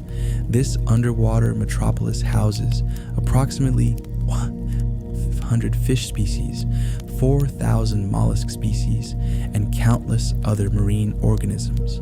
The reef began forming approximately 20 million years ago as coral polyps attached themselves to the continental shelf and began building calcium carbonate structures. Despite covering less than 1% of the ocean floor, coral reefs support about 25% of all marine species, making them the oceanic equivalent of rainforests in terms of biodiversity. This magnificent ecosystem generates over $6 billion annually for the Australian economy through tourism and fishing, while also providing coastal protection by absorbing wave energy before it reaches shorelines. Sadly, climate change has subjected the Great Barrier Reef to increasingly frequent and severe bleaching events, with rising ocean temperatures forcing coral polyps to expel their symbiotic algae, the colorful organisms that provide corals with nutrients through photosynthesis. Scientists, conservation organizations, and the Australian government are working urgently to protect this natural wonder, implementing strategies ranging from establishing marine protected areas to developing heat-resistant coral varieties. The rhythmic rise and fall of ocean tides creates one of Earth's most important ecological pulses, refreshing coastal ecosystems twice daily with essential nutrients and oxygen. As incoming tides flood shorelines, they deliver fresh seawater rich in plankton, fish larvae, and dissolved minerals that sustain intertidal communities. These regular inundations allow filter feeders like barnacles and mussels, which cannot move to find food, to capture passing nutrients during high tide periods. When tides retreat, they create a dynamic transition zone where specialized organisms must adapt to rapidly changing conditions, alternating between underwater and exposed environments multiple times each day. This constant change prevents any single species from dominating, creating opportunities for diverse organisms to find their unique niches within the intertidal zone. Many marine species synchronize their reproduction with specific tidal cycles, releasing eggs or larvae during spring tides when water movement is greatest, ensuring maximum dispersal of their offspring. Humans throughout history have also adapted to these predictable cycles, using tidal patterns to plan fishing activities, harvest shellfish, and navigate coastal waters. The tidal rhythm represents one of nature's most reliable clocks, continuing its endless cycle of renewal and transformation, regardless of other environmental changes. The distinctive scent of pine forests comes from volatile organic compounds called terpenes, which trees release for various ecological purposes, but which also provide surprising benefits to human health. These aromatic compounds, particularly alpha and beta-pinene, have been shown to reduce cortisol levels, lower blood pressure, and boost immune function when we inhale them during forest walks.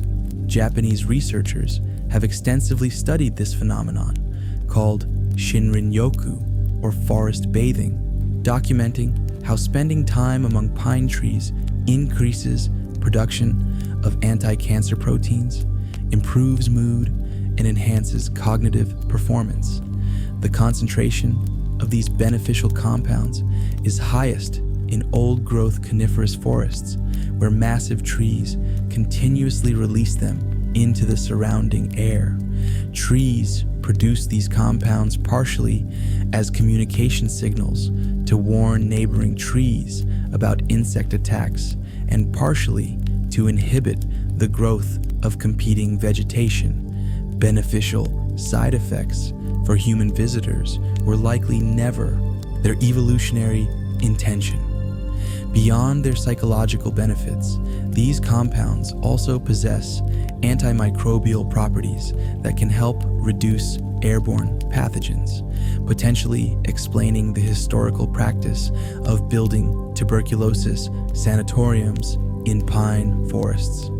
The next time you walk among pines and feel inexplicably refreshed, remember you're experiencing a biochemical interaction with compounds that have evolved over millions of years. The colorful, frosted pieces of glass that collectors prize along certain shorelines begin their journey as something much less appealing. Broken bottles, jars, and other glass items discarded into the ocean. Once in the marine environment, these angular glass fragments embark on a transformation that takes between 20 and 40 years, as waves continuously tumble them against sand, rocks, and other debris. This persistent abrasion gradually smooths sharp edges, while the glass simultaneously undergoes a chemical process called hydration, in which minerals and seawater penetrate the surface, creating the characteristic frosted appearance. Different original glass colors create distinctive sea glass varieties, with blue and red being particularly rare and sought after because they derive from less commonly manufactured glass colors. Beachcombers often find the greatest quantities of sea glass near former dumping grounds and historic harbors, where glass items have been discarded for generations. What begins as environmental pollution slowly transforms into treasured collectibles that artisans incorporate into jewelry, mosaics, and other decorative items. This transformation serves as a reminder of nature's remarkable ability to reclaim and repurpose human-made materials. Though the decreasing use of glass containers and improved waste management means genuine sea glass is becoming increasingly scarce on modern beaches, bats serve as essential nocturnal pollinators for hundreds of plant species worldwide, filling an ecological niche after sunset when most insect and bird pollinators have retired for the night.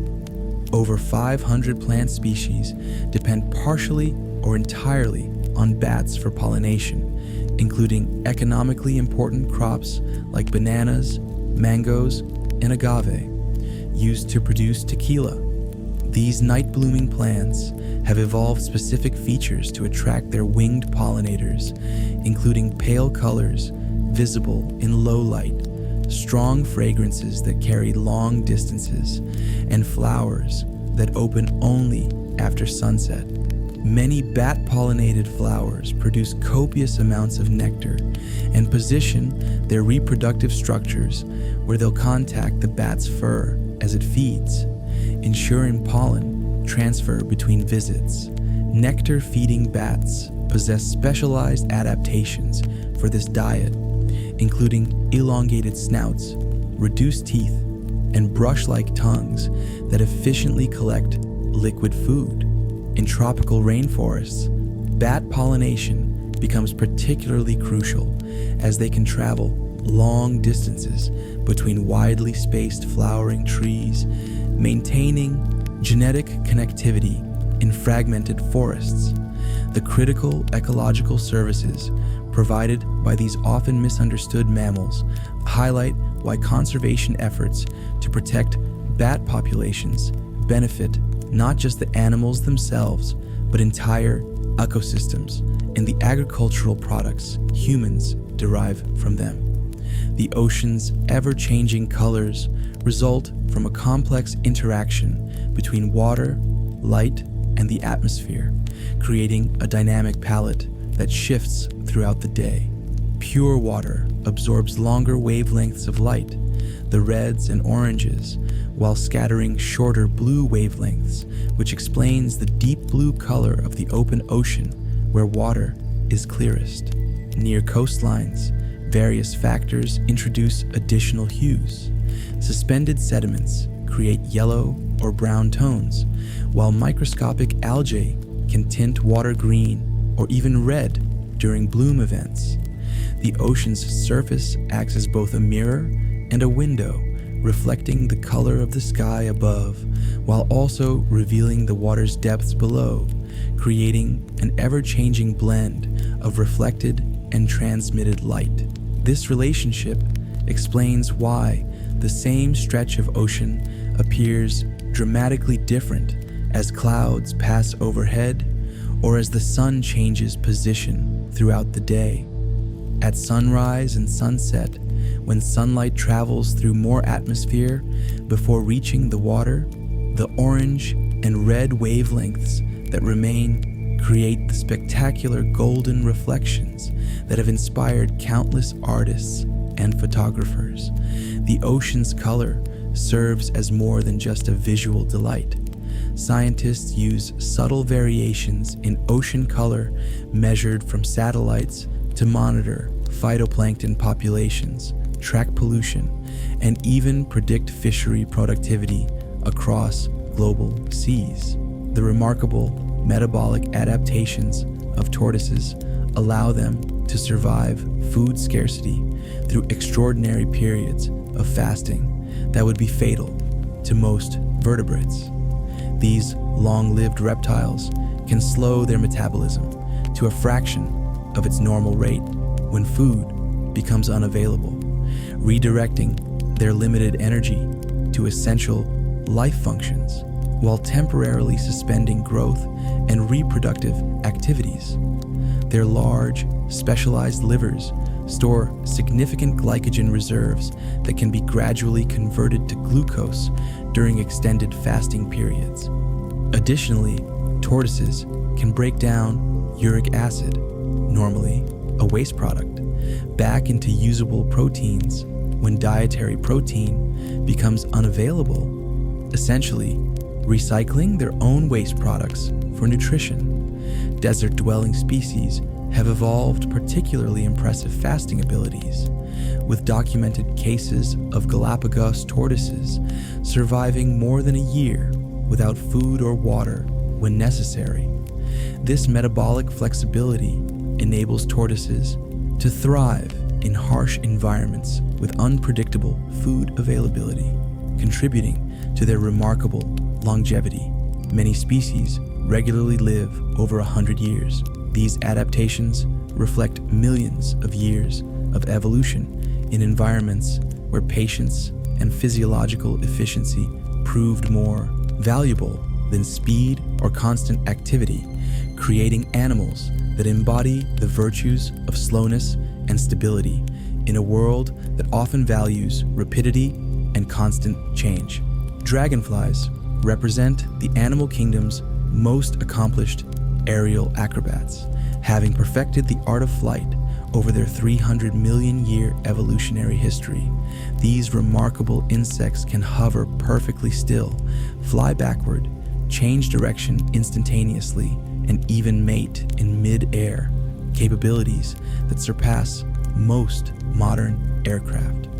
Their exceptional flight prowess comes from unique adaptations, including 2 pairs of independently controlled wings that can beat in opposite patterns, allowing for maneuverability that even hummingbirds can't match. Dragonfly wings generate lift on both the downstroke and upstroke, creating extraordinary efficiency that allows some species to achieve speeds approaching 35 miles per hour while maintaining precise control. Their massive compound eyes provide nearly 360-degree vision with exceptional motion detection, allowing them to track and intercept smaller insects with astonishing precision. They successfully capture prey in mid-air over 95% of the time. These aerial hunting skills make dragonflies vital predators in freshwater ecosystems, where a single individual can consume hundreds of mosquitoes daily. Engineers studying dragonfly flight have incorporated principles from their wing design and movement patterns into drone technology, demonstrating how these ancient insects continue to inspire cutting-edge innovation through their unparalleled mastery of the air. The Andes Mountains continue to reach skyward through an ongoing geological process that reveals Earth's dynamic nature beneath our feet. These mountains, the longest continental range on our planet, are still actively growing as the Nazca tectonic plate pushes beneath the South American plate in a process called subduction. This collision forces Earth's crust upward at rates of approximately 4 to 10 millimeters per year in various regions. While seemingly minimal, this steady uplift adds up over geological time, having already created peaks that soar over 22,000 feet above sea level. Earthquakes frequently rumble through the region, representing sudden adjustments in this ongoing mountain building process. The continued growth affects local ecosystems, as plants and animals must gradually adapt to changing elevations and conditions. Archaeological evidence shows how ancient Andean civilizations adjusted their agricultural practices as the terrain slowly transformed over generations. Modern GPS measurements allow scientists to track these subtle movements with remarkable precision, confirming that the magnificent Andean landscape we see today represents just one moment in an ongoing geological story that began roughly 50 million years ago and continues to unfold beneath our feet. The epic journey of monarch butterflies represents one of nature's most astonishing migrations, as these delicate insects with paper-thin wings navigate thousands of miles with remarkable precision. Each autumn, monarchs east of the Rocky Mountains travel up to 3,000 miles from Canada and the northern United States to specific mountain forests in central Mexico, where they gather by the millions on Oyamel fir trees. Their navigation system relies primarily on a sophisticated sun compass integrated with their circadian clock, allowing them to maintain a consistent southwesterly direction, despite the sun's changing position throughout the day. Remarkably, no individual butterfly completes the entire round-trip journey. The monarchs that return north in spring are the grandchildren or great-grandchildren of those that departed the previous fall, meaning their migratory knowledge must be inherited rather than learned. This multi-generational journey involves up to 4 separate generations of butterflies, each playing their part in the annual cycle. Researchers have identified specific genes activated during migration that appear to guide this innate navigational behavior. Unfortunately, monarch populations have declined nearly 90% in recent decades due to habitat loss, climate change, and pesticide use, threatening one of nature's most spectacular migratory phenomena and spurring international conservation efforts to protect their remarkable journey.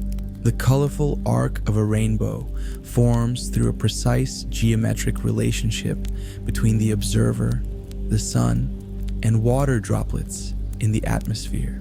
Rainbows always appear directly opposite the sun from the viewer's perspective, forming when sunlight enters water droplets, reflects off their back surfaces, and bends, refracts, as it exits at a specific 42-degree angle. This consistent angle creates the familiar circular shape, though we typically see only the upper portion because the horizon blocks the lower half. What many people don't realize is that every rainbow is actually a complete circle. Observers in airplanes or on mountaintops sometimes glimpse the full circular spectacle. Each observer sees their own unique rainbow, as its position depends entirely on the viewer's location relative to the sun and water droplets. The primary rainbow displays colors from red on the outside to violet on the inside, because different wavelengths of light refract at slightly different angles within the droplets. Often, a fainter secondary rainbow appears outside the primary one, with colors in reverse order, caused by light reflecting twice inside the droplets before exiting. Throughout human history, these ephemeral bridges between earth and sky have inspired countless myths, stories, and symbols across cultures worldwide, representing everything from divine promises to pathways between worlds. Frogs employ a remarkable hydration system that differs fundamentally from most land vertebrates, absorbing water directly through specialized areas of their skin rather than drinking through their mouths. This unique adaptation involves a patch of highly permeable skin on their lower belly and thighs called the drinking patch, which can rapidly absorb moisture when pressed against wet surfaces. When a frog needs water, it adopts a distinctive posture called the water absorption response. Pressing this specialized skin area against damp soil, wet leaves, or shallow puddles, water moves through their skin via osmosis, flowing from the dilute external environment into their more concentrated bodily fluids. This skin-based hydration system explains why amphibians require moist environments to survive and why many species return to water bodies during dry periods. Their permeable skin also makes frogs particularly vulnerable to environmental pollutants and habitat drying, as chemicals that wouldn't harm animals with more protective skin coverings can easily enter their systems. This direct absorption method allows frogs to rehydrate quickly after estivation, summer dormancy, when seasonal rains return, enabling some desert species to emerge from underground burrows and begin breeding within hours after a downpour ends. The ancient bristlecone pines growing in California's White Mountains include the world's oldest known living individual trees, with the senior specimen named Methuselah, after the long-lived biblical figure, confirmed to be over 4,650 years old. These gnarled, weathered trees were already ancient when the pyramids of Egypt were being built, with some beginning their lives before humans invented writing. Bristlecones achieve this extraordinary longevity through a combination of specialized adaptations to their harsh, high-altitude environment. Their dense, resin-rich wood resists insect infestation, fungal disease, and decay, while their needles can photosynthesize for up to 40 years before being replaced, compared to just 1 to 3 years in most conifers. These trees grow with exceptional slowness, sometimes adding less than 1 millimeter to their diameter in a year, which creates extremely dense, strong wood. Remarkably, bristlecones often remain viable, despite being mostly dead. A living strip of bark connected to a small section of roots can sustain these trees for millennia after the rest has died. Scientists have used the growth rings from these ancient sentinels to calibrate carbon dating techniques and to study climate patterns stretching back thousands of years, making these trees both living organisms and irreplaceable historical archives of Earth's past. Dolphins demonstrate remarkable altruistic behavior toward injured or vulnerable pod members, particularly in situations where breathing is compromised. When a dolphin becomes sick, injured, or entangled, healthy pod members often work together to push the distressed individual to the surface, ensuring they can breathe despite weakened swimming ability. This behavior, known as epimuletic or caregiving behavior, involves 2 or more dolphins swimming on either side of the compromised animal and physically supporting them with their bodies. Marine biologists have documented cases where dolphin pods maintained these supportive formations for days, rotating helpers to prevent exhaustion while continuously assisting their struggling companion. Female dolphins frequently assist during difficult births, with experienced females helping position newborn calves for their critical first breath. This helping behavior extends beyond their own species. There are well-documented cases of dolphins supporting exhausted human swimmers and even lifting seals and small whales to the surface to breathe. Scientists believe this altruistic behavior evolved from the strong social bonds within dolphin societies and their high intelligence, which allows them to recognize distress in others and understand the vital importance of reaching the surface to breathe. This capacity for cross-species assistance suggests a level of empathy and cognition that remains rare in the animal kingdom. The lustrous gemstone we call a pearl begins as an oyster's defensive response to an irritant, transforming a potential threat into an object of remarkable beauty. When a foreign particle, typically not a grain of sand as commonly believed, but more often a tiny parasite or piece of organic material, enters an oyster's soft tissues, the mollusk initiates a protective mechanism. Specialized cells detect the intruder and begin secreting concentric layers of nacre, a composite material composed primarily of aragonite crystals and conchiolin protein. This iridescent substance, also called mother of pearl, builds up in microscopically thin layers, each about 0.5 micrometers thick. As light passes through these translucent layers, it refracts and reflects, creating the characteristic pearl luster. The layering process continues throughout the oyster's life, with high-quality pearls typically taking 2 to 4 years to develop sufficient nacre for harvest.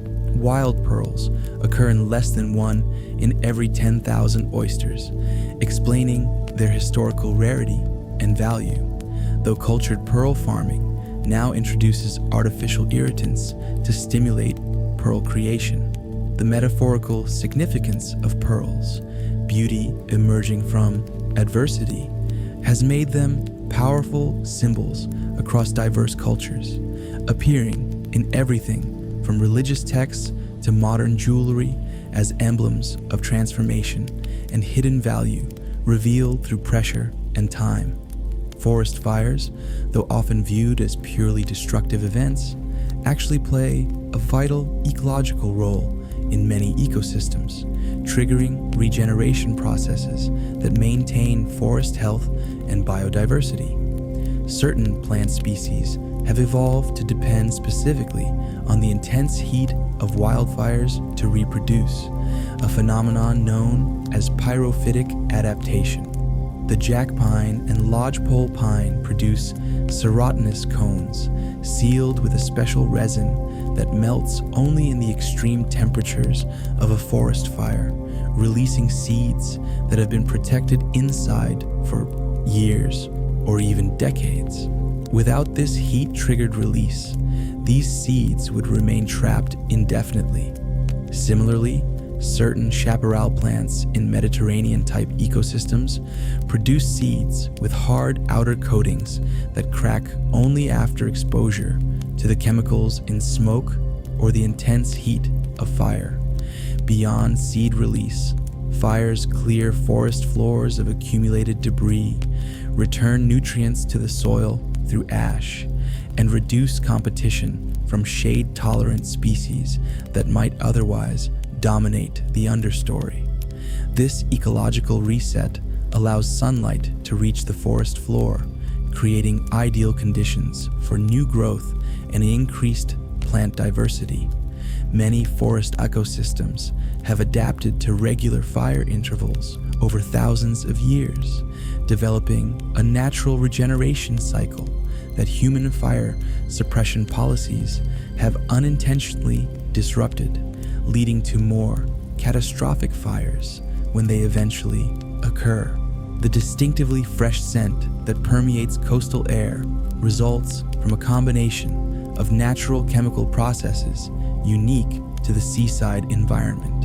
When ocean waves crash against the shore, they release microscopic droplets of seawater containing salt into the air. As these tiny droplets evaporate, they release negatively charged ions called anions into the surrounding atmosphere. These negative ions have measurable effects on human physiology and mood. Research has shown they can increase serotonin levels, improve oxygen absorption, and neutralize free radicals in our bodies. Marine environments also contain beneficial compounds produced by seaweeds and phytoplankton, including iodine and various organic sulfur compounds that contribute to the characteristic ocean scent. The sound of waves further enhances this sensory experience by helping synchronize brain waves to patterns associated with relaxation. This explains why ocean air has been prescribed as a health treatment since Victorian times, when doctors would send patients to the seaside to treat various ailments, a practice called taking the cure. Modern research confirms these historical observations, with studies showing that coastal residents generally report better physical and mental health compared to those living inland. The combination of negative ions, trace elements, and natural soundscapes creates a multi-sensory environment that human physiology responds to in profoundly positive ways. Earth's gravitational pull maintains a delicate balance that keeps our protective atmosphere surrounding the planet, instead of dissipating into space. This invisible force, created by our planet's considerable mass, exerts a constant pull of about 9.8 meters per second squared on the gas molecules that compose our atmosphere. Without this continuous attraction, the kinetic energy of these fast-moving gas particles would cause them to escape into space, similar to what happened on Mars, whose smaller mass and weaker gravitational field couldn't retain much of its original atmosphere. The thickness of Earth's atmosphere represents an equilibrium point where gravity's pull balances the outward pressure of gas molecules, stronger at lower altitudes and progressively weaker higher up. Our atmosphere extends approximately 60 miles upward before becoming extremely thin, though the precise boundary between atmosphere and space remains somewhat arbitrary. This gaseous envelope protects us from harmful solar radiation, moderates temperature extremes between day and night, and most crucially, provides the oxygen concentration necessary for complex life. The fact that Earth has just the right mass to maintain this atmosphere, neither too little to hold gases, nor so much that it would trap too many gases, represents one of the fundamental conditions that made life as we know it possible on our planet. Wolf howls echo across wilderness areas as a powerful form of social communication that strengthens the complex bonds within their pack structure. Far from the ominous portrayal in folklore, these haunting vocalizations primarily serve to reunite separated pack members, coordinate group activities, and reinforce social connections. Each wolf possesses a distinctive vocal signature, allowing family members to recognize individuals from long distances, sometimes over 10 miles in open terrain. Research has documented how wolves often engage in group howling sessions that follow specific patterns, with the entire pack eventually joining in a synchronized chorus. These vocal gatherings appear to reinforce pack unity, much like singing together strengthens human social bonds. Remarkably, wolves adjust their howls to sound more harmonious with other pack members, altering their pitch to create richer, more complex choruses.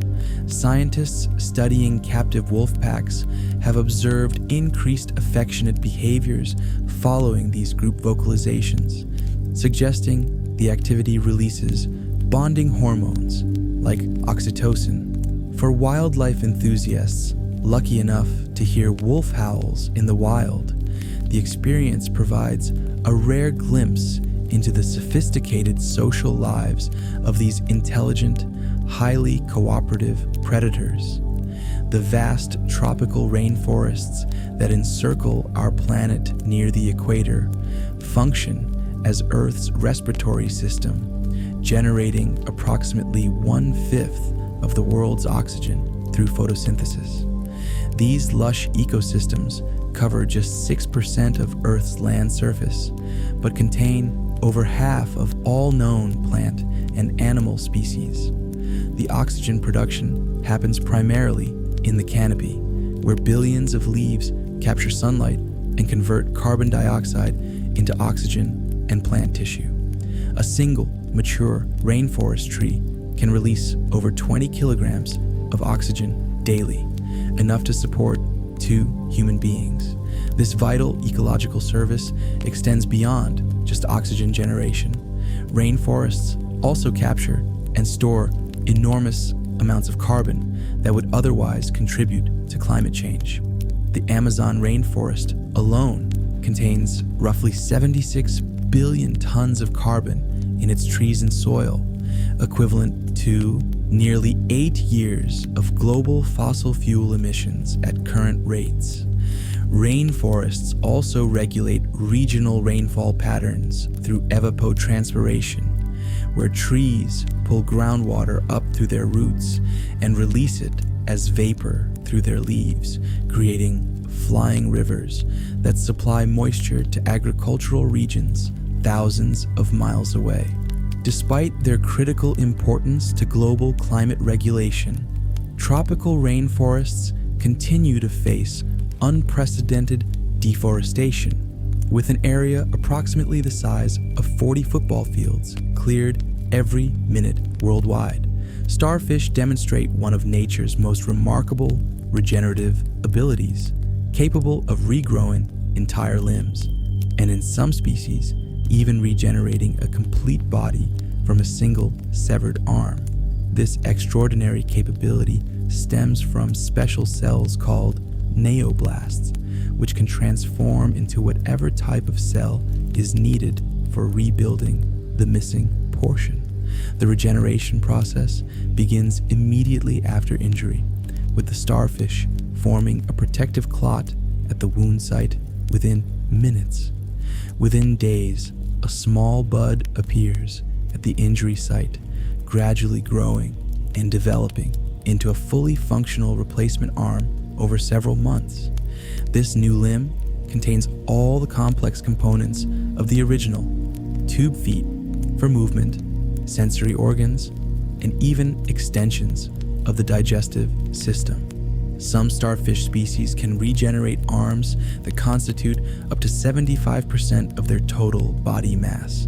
This adaptation provides a significant survival advantage, allowing them to escape predators by shedding an arm when captured, a defensive tactic called autotomy. Scientists studying this remarkable regenerative capacity hope to gain insights that might someday help develop new medical treatments for human tissue and organ regeneration. The process requires tremendous patience, however, as complete regeneration of a starfish arm typically takes between 3 and 12 months, depending on the species and environmental conditions. The mighty Amazon River system transports an almost incomprehensible volume of water through the heart of South America, discharging approximately 209,000 cubic meters of fresh water into the Atlantic Ocean every second, more than the next 7 largest rivers combined. This massive outflow creates a freshwater plume that extends nearly 125 miles into the Atlantic Ocean and can be detected 2,500 miles away from the river's mouth. During the rainy season, the Amazon rises 30 to 45 feet above its dry season level, expanding to flood thousands of square miles of forest. This annual pulse creates the unique flooded forest ecosystem called Varzea, where fish swim among treetops and aquatic and terrestrial life forms intermingle. The river system contains approximately 1/5 of all the fresh water entering the world's oceans and drains an area roughly the size of the continental United States. Its muddy waters carry an estimated 1 billion tons of sediment annually, much of it originating in the Andes Mountains and eventually depositing to form islands and fertile agricultural land. This tremendous sediment load gives the river its characteristic brownish color and provides essential nutrients that support one of the world's richest aquatic ecosystems, home to over 2,500 fish species, more than the entire Atlantic Ocean. The Amazon's immense flow has shaped both the physical and cultural landscape of South America for millennia. Penguins engage in one of nature's most endearing courtship rituals, with males presenting carefully selected pebbles to potential mates as tokens of their devotion. This charming behavior is particularly pronounced in Adelie and Gentau penguins, where males spend hours searching for the perfect stones, preferably smooth, round, and of a pleasing size, to present to females they wish to impress. The practice serves multiple practical purposes beyond romantic symbolism. These precious pebbles are used to build nests that keep eggs elevated above wet or muddy ground, protecting the developing chicks from the harsh Antarctic environment. Competition for quality stones can be fierce in rocky areas where suitable pebbles are limited, leading some penguins to resort to pebble theft from neighboring nests when the owners aren't looking. A female penguin often judges a male's potential as a partner by the quality and presentation of his pebble gifts, accepting stones from preferred suitors while rejecting those from less desirable males. Once a pair bond forms, both partners continue collecting pebbles together to complete their nest. This pebble gifting tradition continues throughout their relationship, with established pairs often exchanging stones as part of their ongoing pair bonding behavior. A penguin version of anniversary gifts that strengthens their monogamous partnership. Hidden beneath the ocean's surface lies a landscape as dramatic and varied as anything found on dry land, including submarine mountains that dwarf even Mount Everest. These underwater peaks, called seamounts, rise from the ocean floor but don't reach the water surface. The tallest known seamount, Mauna Kea in Hawaii, measures approximately 32,500 feet, 10,210 meters, from base to peak, more than 4,000 feet taller than Mount Everest when measured from their respective bases. Unlike continental mountains formed by colliding tectonic plates, most seamounts are extinct volcanoes created by underwater eruptions or hotspots in Earth's mantle. These underwater mountains create oases of life in the deep ocean as their slopes interrupt deep currents, forcing nutrient-rich water upward and creating conditions where diverse marine communities can flourish. Scientists estimate over 100,000 seamounts dot the ocean floor worldwide, but fewer than 0.1% have been studied in detail, leaving these underwater landscapes among the least explored regions on our planet. Modern exploration, using sophisticated sonar mapping and deep-sea submersibles, continues to reveal the extraordinary complexity of these underwater mountain ranges, which cover more area than all terrestrial mountain regions combined. These hidden peaks represent one of Earth's last great frontiers, with new species and geological features discovered during virtually every expedition to these remote underwater elevations. The ethereal glow of bioluminescent mushrooms creates some of the forest's most magical nighttime displays, with over 80 known species capable of producing their own light. These fungi, often found in the humid forests of Brazil, Australia, and parts of North America, emit a soft, greenish-blue radiance through a chemical process similar to that used by fireflies. The light comes from an enzymatic reaction involving a compound called luciferin and an enzyme called luciferase, which releases energy in the form of photons rather than heat. Unlike many bioluminescent organisms that flash briefly, these mushrooms can glow continuously for days or even weeks during their active growth phases. The biological purpose of this ghostly illumination remains somewhat mysterious, though scientists theorize it may attract insects that help disperse spores or deter animals that might otherwise eat the mushrooms. In some species, only certain parts glow. The Mycena genus illuminates just its stems, while others light up only their caps or gills.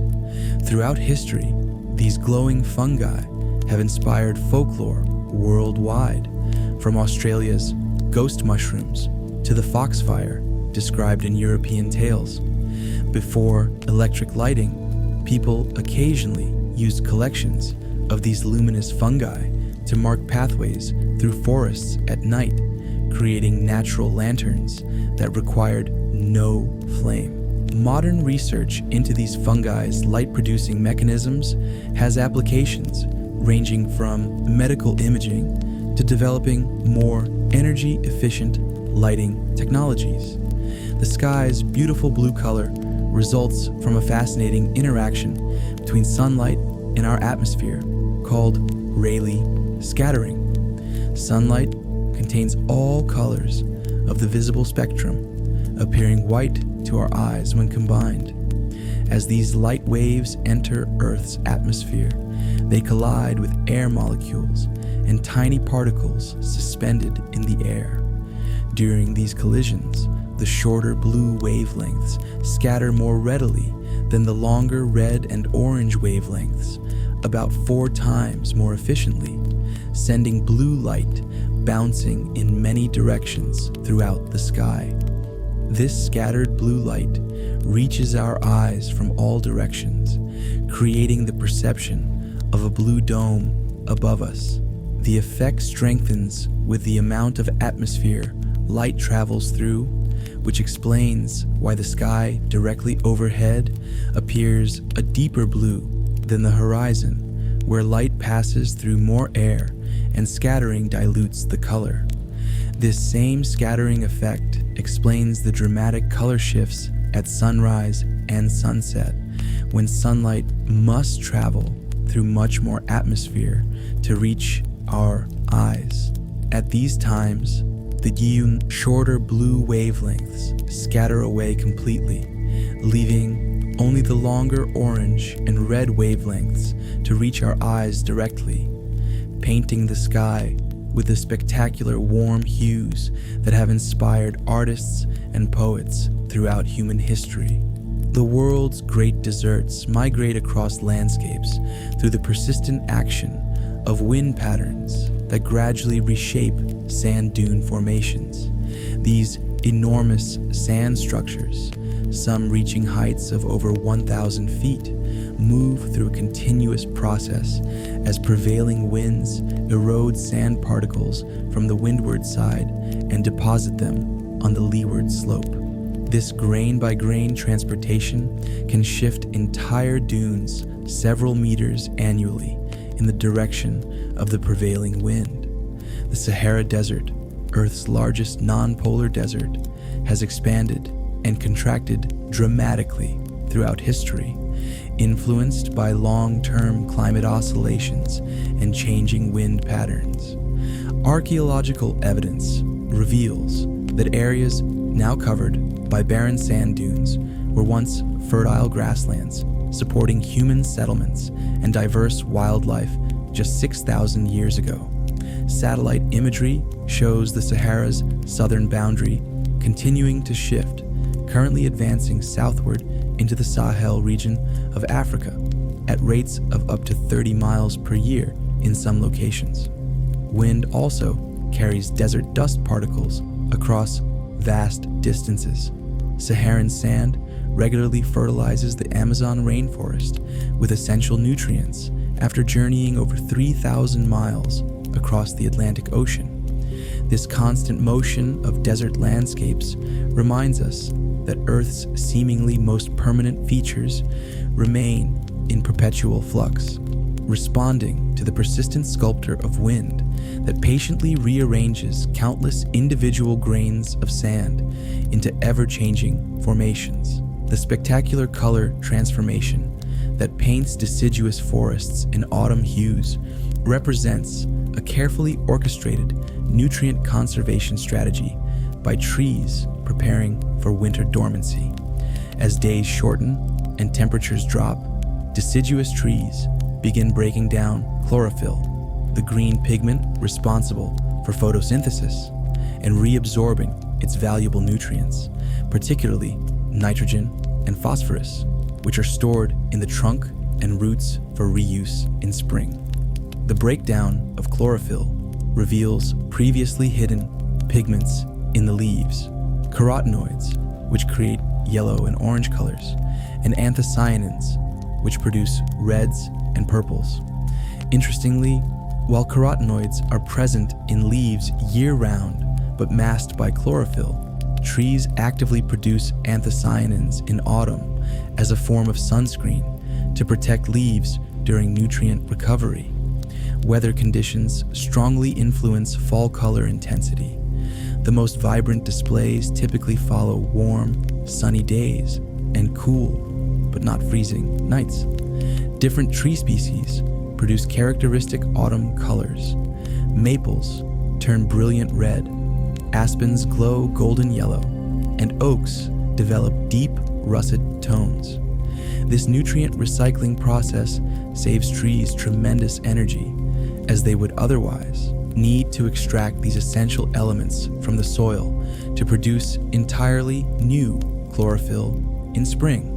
Before the leaves finally drop, a special layer of cells forms at the leaf base, creating an abscission zone that seals the connection between leaf and branch, preventing water loss and disease entry during winter dormancy.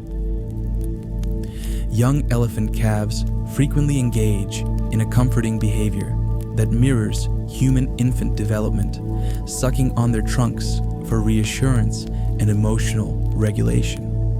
This self-soothing practice typically begins shortly after birth, when calves are learning to control their remarkably versatile appendage, which contains over 40,000 muscles and can perform tasks requiring extraordinary dexterity. Wildlife researchers have observed that trunk sucking occurs most frequently when calves feel anxious, tired, or separated from their mothers, similar to when human babies suck their thumbs. This behavior helps regulate their emotions during the challenging early phases of development. The trunk-sucking habit usually diminishes as calves mature and gain confidence, though some juveniles continue the practice during moments of stress. Elephant mothers show remarkable patience with this behavior, understanding its importance in their baby's emotional development. Baby elephants also frequently hold their mother's tails with their trunks while walking, creating a physical connection that provides security in unfamiliar or potentially dangerous situations. These touching behaviors highlight the complex emotional lives of elephants and the striking parallels between elephant and human developmental psychology, despite our vastly different evolutionary paths.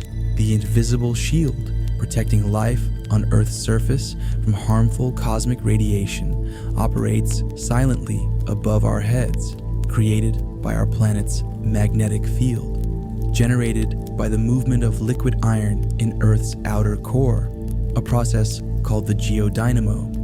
This magnetic bubble extends thousands of miles into space, deflecting the constant stream of charged particles flowing from the sun known as the solar wind.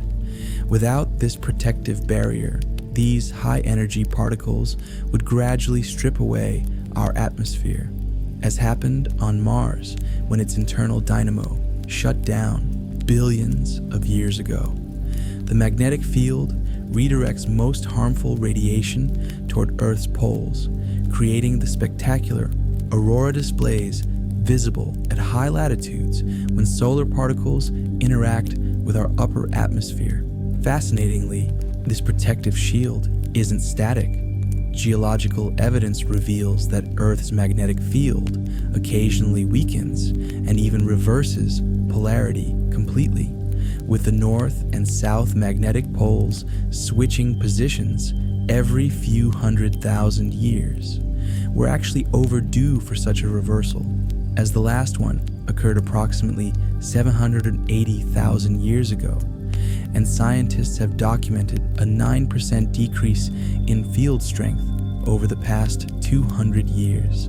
Despite these fluctuations, this invisible guardian has helped create the stable conditions necessary for complex life to evolve and thrive on our planet's surface. Butterfly vision reveals a world of patterns and colors invisible to human perception, as these delicate insects can see into the ultraviolet spectrum beyond the violet edge of light, visible to our eyes.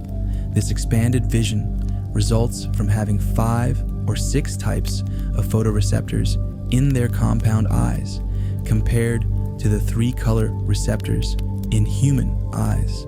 This remarkable adaptation allows butterflies to perceive ultraviolet nectar guides, patterns on flowers that act like airport landing lights, directing pollinators precisely to nectar and pollen sources. Many flowers that appear plain yellow or white to humans display elaborate ultraviolet patterns, including bull's eye targets and landing strip indicators that become visible when photographed with special UV-sensitive cameras.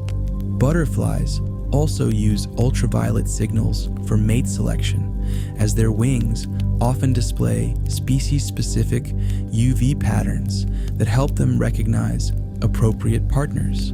Some butterfly species have evolved wings with one pattern visible to predatory birds and a different ultraviolet pattern visible only to potential mates, allowing simultaneous communication with different species for different purposes. This specialized vision system evolved over millions of years as flowering plants and their insect pollinators developed increasingly sophisticated relationships, creating a hidden visual language that guides critical ecological interactions invisible to the human eye. Beneath the ocean's surface, majestic underwater forests of kelp and seaweed create ecosystems as complex and productive as any rainforest on land. These marine algae can grow at astonishing rates, up to 2 feet per day for giant kelp, forming intricate three-dimensional habitats that support extraordinary biodiversity.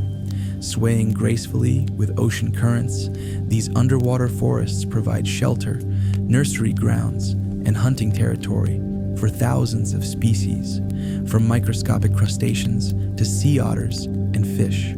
Beyond creating habitat, these photosynthetic organisms serve as powerful water purifiers, absorbing excess nutrients like nitrogen and phosphorus that might otherwise cause harmful algal blooms.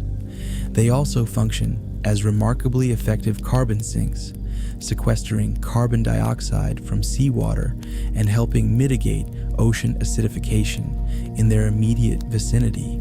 Some kelp species can reach over 150 feet in length, creating cathedral-like canopies that diffuse sunlight into a dappled underwater glow.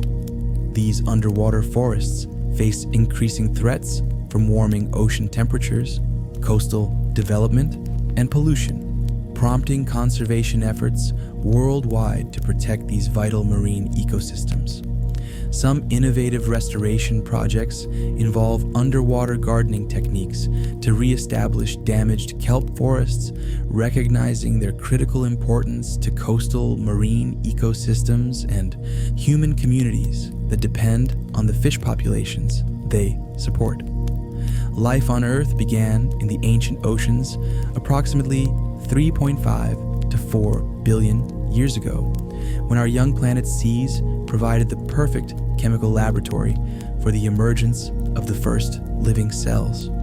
These primordial waters offered critical advantages for the development of life.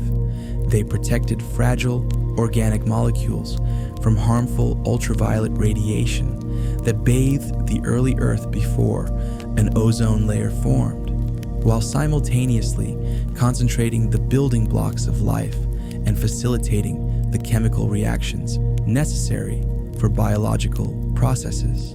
The earliest life forms were likely simple prokaryotic cells, similar to modern bacteria, lacking nuclei and complex internal structures, but capable of obtaining energy from their environment and reproducing.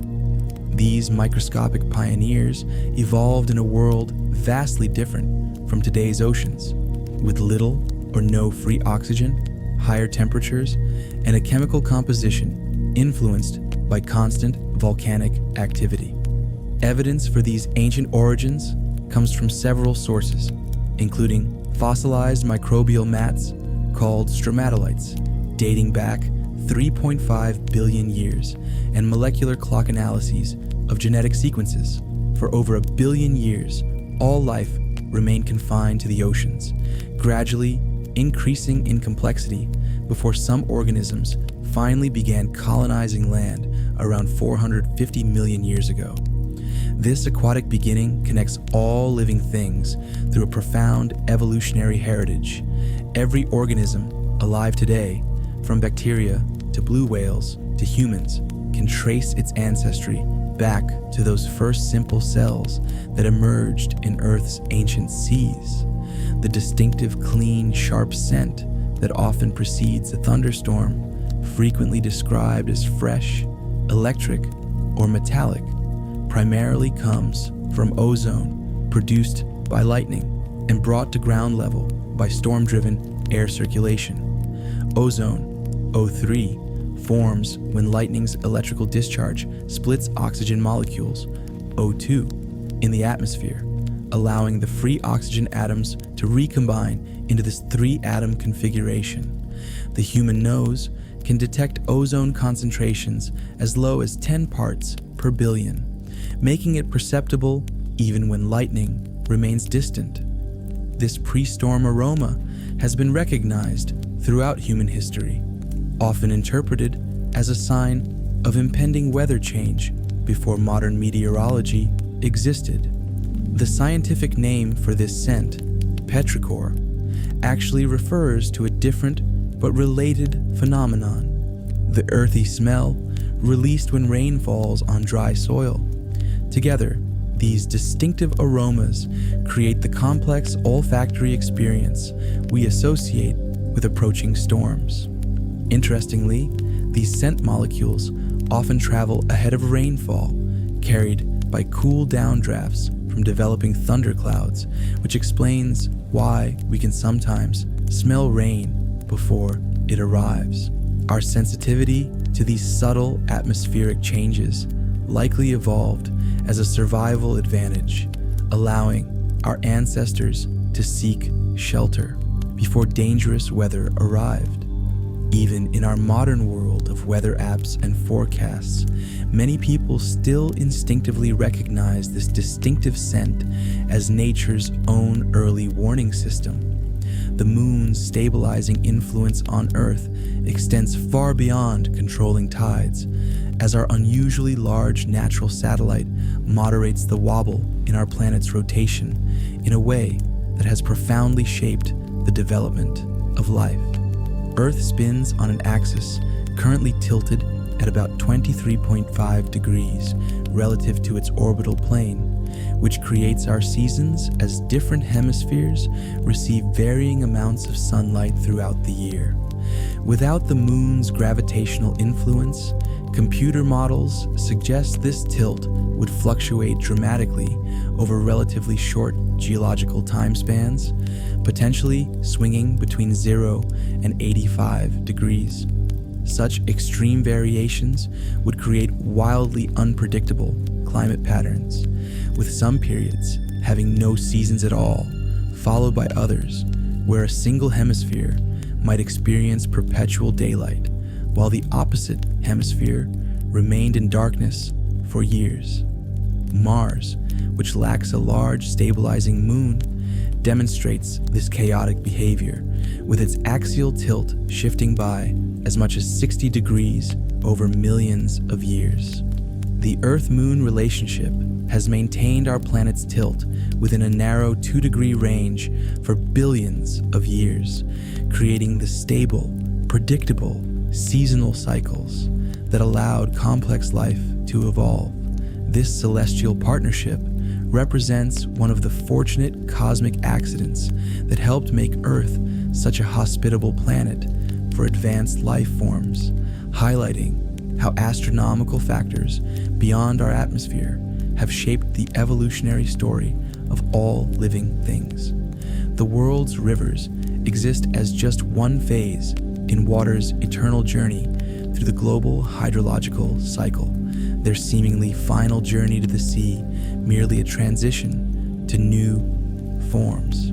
When rivers reach the ocean, their freshwater merges with saltwater, but the water molecules themselves continue their remarkable planetary circulation. Ocean water continuously evaporates into the atmosphere, forming clouds that winds carry over land masses, where they eventually release this moisture as precipitation. Some rainfall soaks into underground aquifers, potentially remaining there for thousands of years before emerging in springs that feed new streams and rivers. Other raindrops immediately begin the downhill journey back toward the ocean, completing the cycle. A single water molecule might spend a week flowing down the Mississippi, a century frozen in a glacier, a millennium in a deep aquifer, or just days as vapor in the atmosphere before condensing again. Indigenous cultures worldwide have recognized this circular nature of water's journey, often incorporating it into creation stories and spiritual practices that honor water as a continuously reborn entity rather than a resource with a beginning and end. Modern water management increasingly adopts this cyclical understanding, developing approaches that work with water's natural circulation rather than attempting to control it through purely linear systems, a perspective increasingly crucial as climate change alters precipitation patterns worldwide. Many migratory bird species accomplish remarkable navigational feats by using the night sky as their map, orienting themselves by the position of stars during nocturnal flights that can span thousands of miles. Young birds appear to learn star patterns during their first months of life, memorizing the position of the celestial pole point, the apparent center around which stars rotate throughout the night. Experiments in planetariums have shown that birds raised seeing one artificial night sky will orient differently than those raised under a rotated star pattern, confirming that this celestial navigation is partially learned rather than entirely instinctive. This stellar compass operates alongside other navigational systems, including sensing Earth's magnetic field, recognizing geographical landmarks, and tracking the sun's position. When overcast skies obscure the stars, birds can switch to these alternative wayfinding methods, demonstrating remarkable adaptability. Some species, like the indigo bunting, appear particularly dependent on stellar navigation, specifically using the pattern of stars around the North Star to determine direction during their seasonal journeys between North and Central America. This astronomical knowledge passes between generations as young birds observe their first autumn sky, learning patterns they'll rely on throughout their lives. The development of artificial lighting in modern cities has disrupted these ancient navigation systems, sometimes disorienting migrating birds and highlighting the importance of dark sky conservation efforts to protect these remarkable seasonal journeys. The atoms comprising your body trace their origins to the cores of ancient stars, connecting every human to the cosmic processes that forged the elements necessary for life. With the exception of hydrogen, created during the Big Bang, virtually all elements in your body were synthesized through nuclear fusion within stars or during their spectacular deaths. Carbon atoms in your DNA, calcium in your bones, and iron in your blood were all crafted in stellar furnaces that reached temperatures of millions of degrees, fusing lighter elements into heavier ones. When massive stars exhausted their nuclear fuel, many exploded as supernovae, scattering these life-essential elements across the cosmos. These stellar remains eventually coalesced into new solar systems, including our own, approximately 4.6 billion years ago. Every breath you take contains oxygen atoms that might once have been part of countless other organisms throughout Earth's history, and before that, components of stars that died billions of years ago. This profound connection to stellar processes led astronomer Carl Sagan to famously observe that we are star stuff contemplating the stars. The next time you gaze at the night sky, you're not merely looking at distant celestial objects, you're observing the cosmic forges that created the very elements that comprise your physical being, a remarkable connection between human existence and the universe's grand evolutionary story.